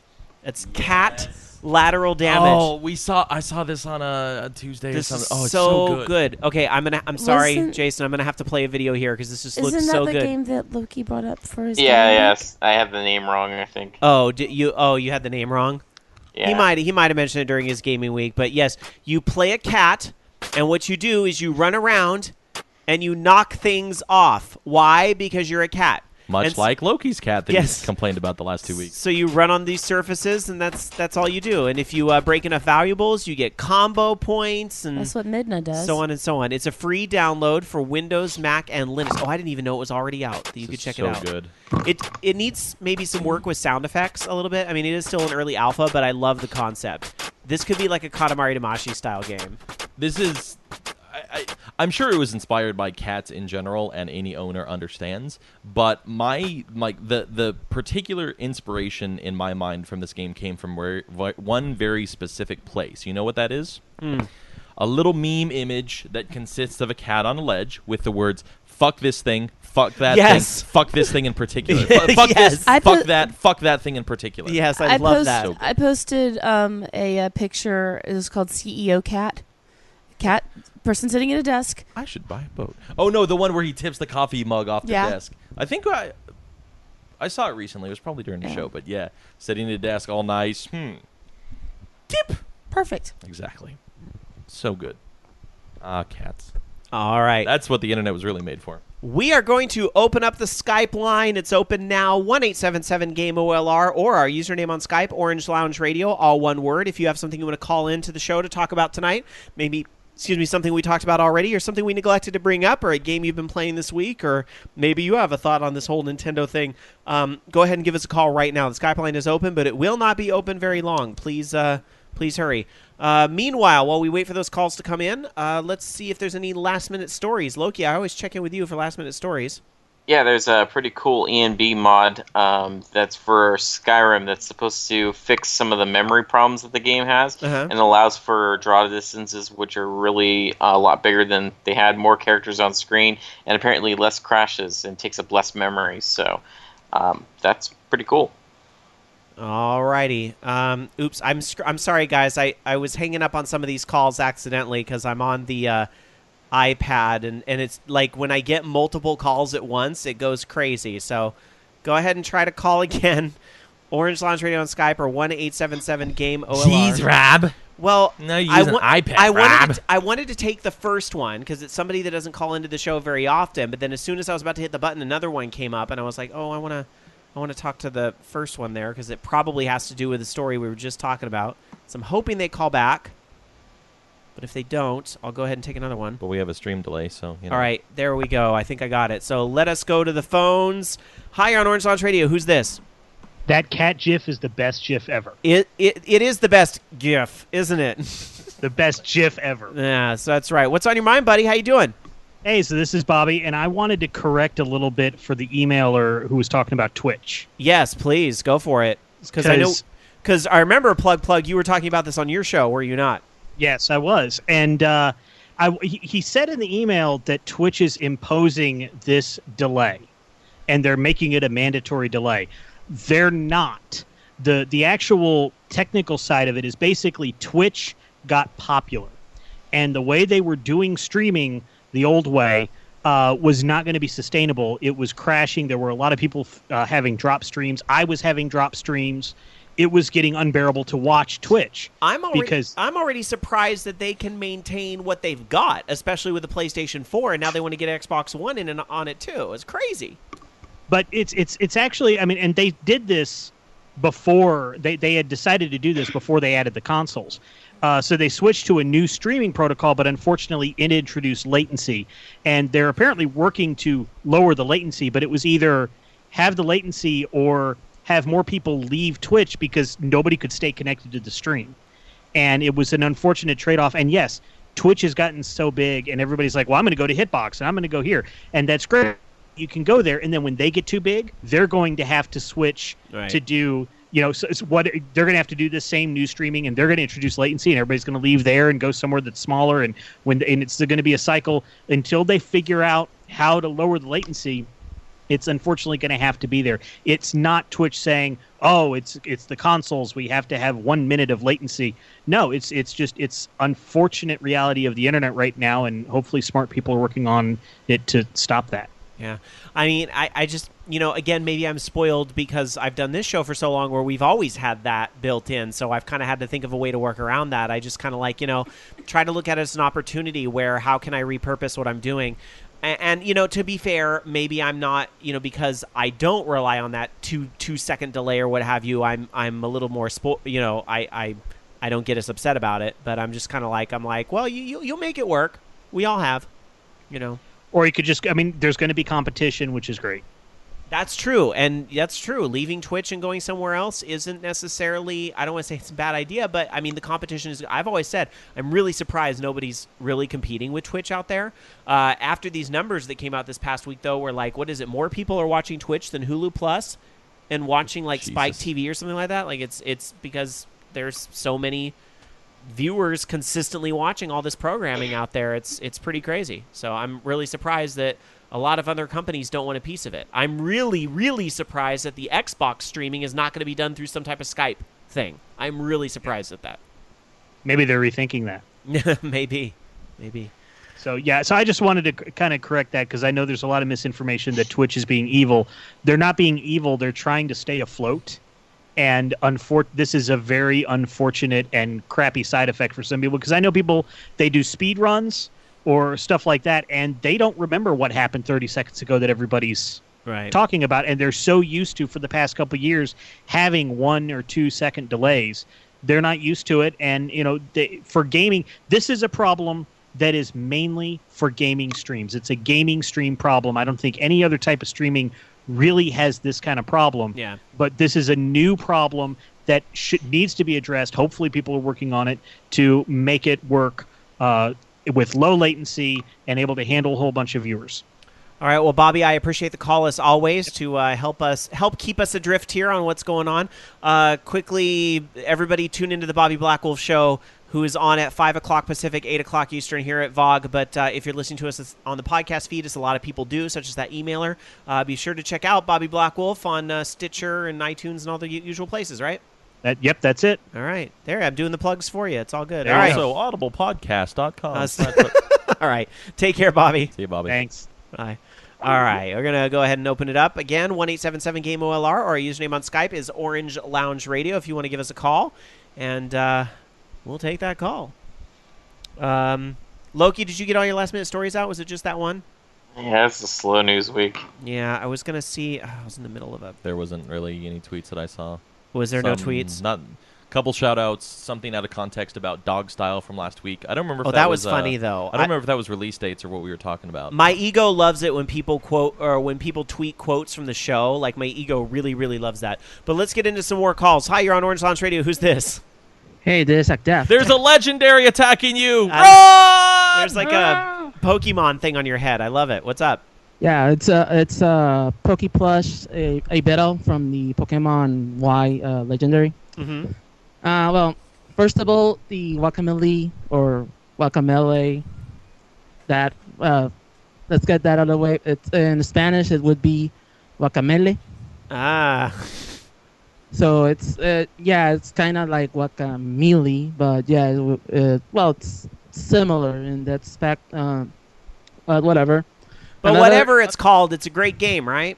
Yeah, it's a really great game. I also tried it because of another podcast I listened to. They were talking about it and how it's referential to a lot of Mexican and also the Dia de los Muertos, so Day of the Dead.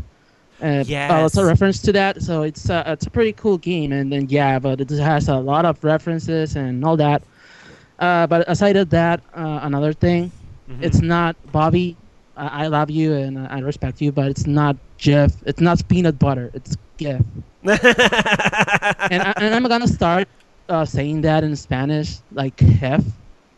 So that's to trick off people because seriously. Yeah, guys, I'm gonna go back to my Bay Area job and work for GitHub. This debate will never ever end. It's just we're just gonna have to live with it, and it's just what we'll have to do. Yeah, definitely. Well. My call was pretty much about the Nintendo thing, and basically it was Hate Nintendo Week. Yeah, wasn't it a crazy week? I hated that headline though that said they admitted they flopped because that's not true. Those headlines have been here for they've been ongoing for literally a year now, if not longer. And we weren't hating them in studio, to be honest. We were like I said, I am still going to buy the console, and I am still in support of Nintendo. I understand exactly what people are saying, and I think without reiterating my points, I think my argument was the best I could possibly say on this matter. But yeah, I see these articles a lot. I don't know if I've said it on the show.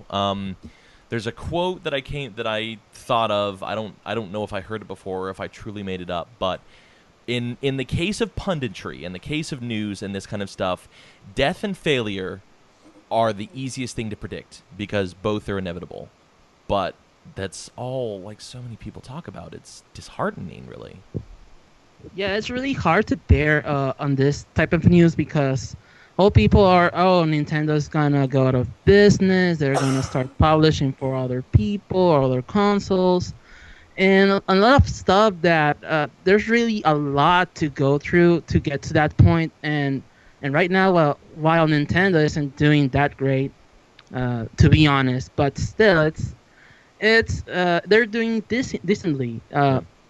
They over expected or something that I had said on another site that they had a high expectancy of selling their console. Absolutely. So it was really over exploded or over. Well, you get the idea in this case.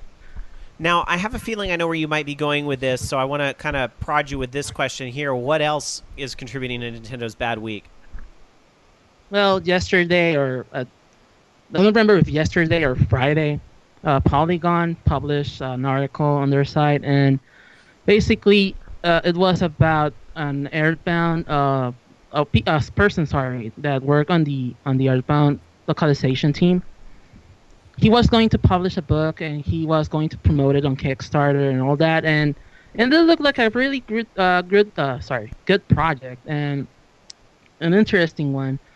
But Nintendo said no, cease and desist, and well, the project is canceled, and now people are calling Nintendo, are saying that they're dicks because they canceled the project, and it was going to be something that it was not going to even sell for a profit. So, they're saying, Nintendo are dicks and this and that.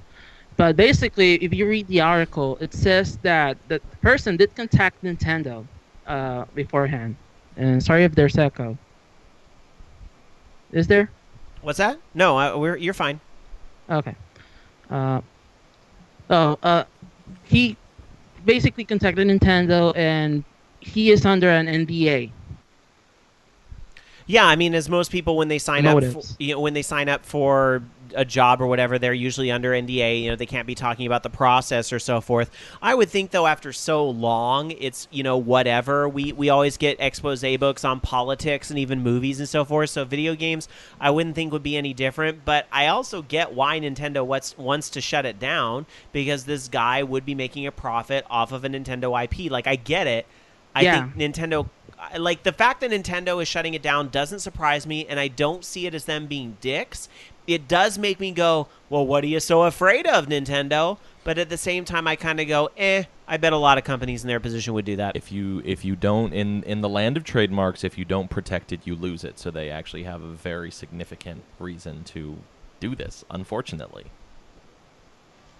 Yeah, but can't they give them, instead of not protecting it, can't they give them permission to do it? Something that I was discussing with other people, especially on GameFAQs, that it's mostly a copyright reason. It's basically they're protecting their IP, their product, because even though he wasn't going to get a profit of it, he was going still to sell it. It was going to be a sold product. Yeah.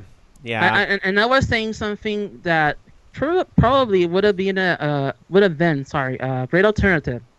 He would have published the blog or a PDF, an ebook, basically, online, do it for free, And I don't think Nintendo would have stopped that. I kind of think Like- that's probably what's going to end up happening. If he really wants to Yeah. tell the story, it'll probably get out on the internet somehow. So, all right. Yeah, basically, and I was seeing the example of Starman.net, the makers of the Mother 3 translation. Yeah. Mm-hmm. They didn't get stopped. So, what's But stopping money them from money doing was something never similar? money was never ever involved, as opposed to, funding investments up front and after the fact selling. The difference with the translation is that there was definitely a lot of groundswell and a lot of people knew about it, but money was never an object, at least not in large amounts from everyday individuals. They weren't selling the game, they weren't selling the patch. That's a fair point, though. It does seem weird that Nintendo never shut that down, but they'll shut this down real quick. But I get what you're both saying. So, all right, ActDeft, I gotta let you go so we can wrap up the show. But thank you so much, and I appreciate you talking about the Earthbound thing too, because that's a good story to share. So, Well, thank you for having me. all right, take care, my friend, and I hope that Pokemon Yeah. doesn't eat you. All right, bye. Bye. All right, I am going to have to close up the Skype line. I am so sorry to those that didn't get through, but just we got to end here, wrap up. I'm sorry we ran a little long. Those things happen. But please feel free to write your thoughts down and send them on over. Mailbag at orangeleloungeradio.com is the place to send your emails. And you can also do tweets, twitter.com/OLR and all that good stuff. Is there any other last-minute story? Last-minute stories, Loki? Sorry, I don't know if I... I was going to say that I just saw this one real quick here. Yep. It's another Oculus Rift demo where using the Oculus Rift and also a Wii remote, it allows you to play Quidditch. That sounds really cool, actually. That's the game that people want to play, I think. Sounds very That's cool. pretty cool. That's very cool. Yeah. All right. Loki, good luck with everything next week. I didn't have any tweets to read. I guess I will say this real quick, though, because as I was going back through the Twitter thing, I did notice a conversation that Bobby and I were having with one of our fellow indie podcasters, Godfrey, over at Gamertag Radio, and he puts on a really great show.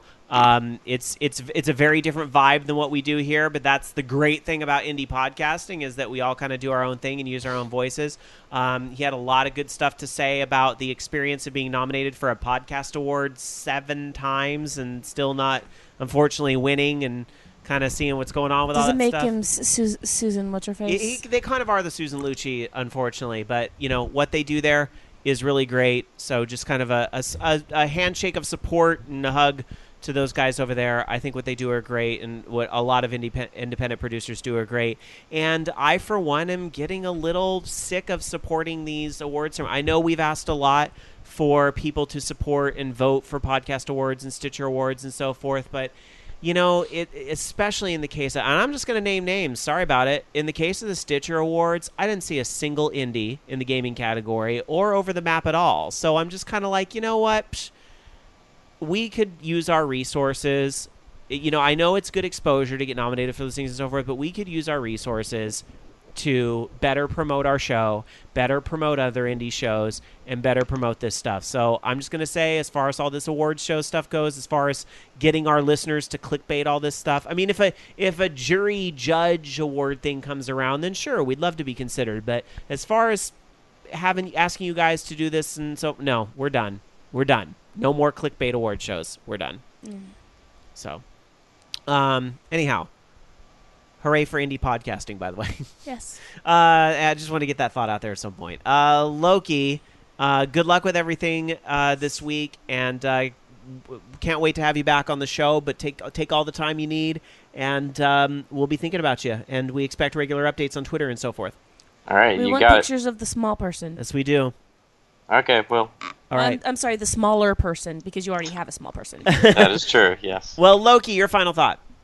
My final thought is I need to go back and watch some more of the, the Skate 3 glitch videos. I watched those the other night, and I literally got tired of laughing. It was just hilarious. I mean, and I've seen those videos numerous times before, but the guy, I really wish I remembered what his YouTube name was, but he seriously makes this into like an art form. I don't even know how he does half the stuff he does in that game, but it's amazing. Dark Soccer, you two are starting a new adventure tomorrow of a different sort, so best of luck with everything. Thank We'll you. be thinking about you too. And your final thought tonight? I've had to reset my sleep schedule, so I'm actually super tired. And I have to be up at 6 in the morning, so I will be going right to bed as soon as I get home. Thanks for the booze. You're welcome. Enjoy it. Jason, thank you as always for being here. Absolutely. Sounds like your next week might be the last week we have you here for a while. But possibly. we'll Yeah, see. it depends on the way everything shakes down. We'll see how that works out. But for now, any final thoughts for our listeners? There's a Twitter account, Emergency NSF, and I open it up, and the first thing I see is structure fire. Crews just entering garage on fire on Dolores at 25th Street. It's from 2 days ago, so I'm not actually that worried. Seems the Bay Bridge is good. still up. The new Bay Bridge is still up, so Oh, I'll good. be able to make it back in and settle down and sleep probably another 4 hours because last week was insane because there were a bunch of coworkers in for a particular purpose. This week, my team is in town. Literally my entire team except for one individual is in town. It's going to be kind of insane and wonderful all at the same time. All right. It's going to be a good week. And the YouTuber, I just remembered his name, Helix Snake. So go look him up. Sneak. My final thought, as always, thank you guys for taking the time out to listen to the show. Support independent broadcasting. We appreciate you helping to spread the word about the show. Leave a nice review on iTunes or on Stitcher or anything like that. Unlike award show nominations, that stuff really does help. So we really appreciate that. It helps spread the word. Word of mouth is all we got because I don't got millions of dollars to advertise. I don't have a big website backing me up, and it's independent and homegrown. So help us continue to grow and bring more mature, intelligent voices to the family here at Orange Lounge Radio. In many different definitions of the word. All right. Have a great week, everybody. We'll be back next week to do it all over again. See you next time. Bye-bye.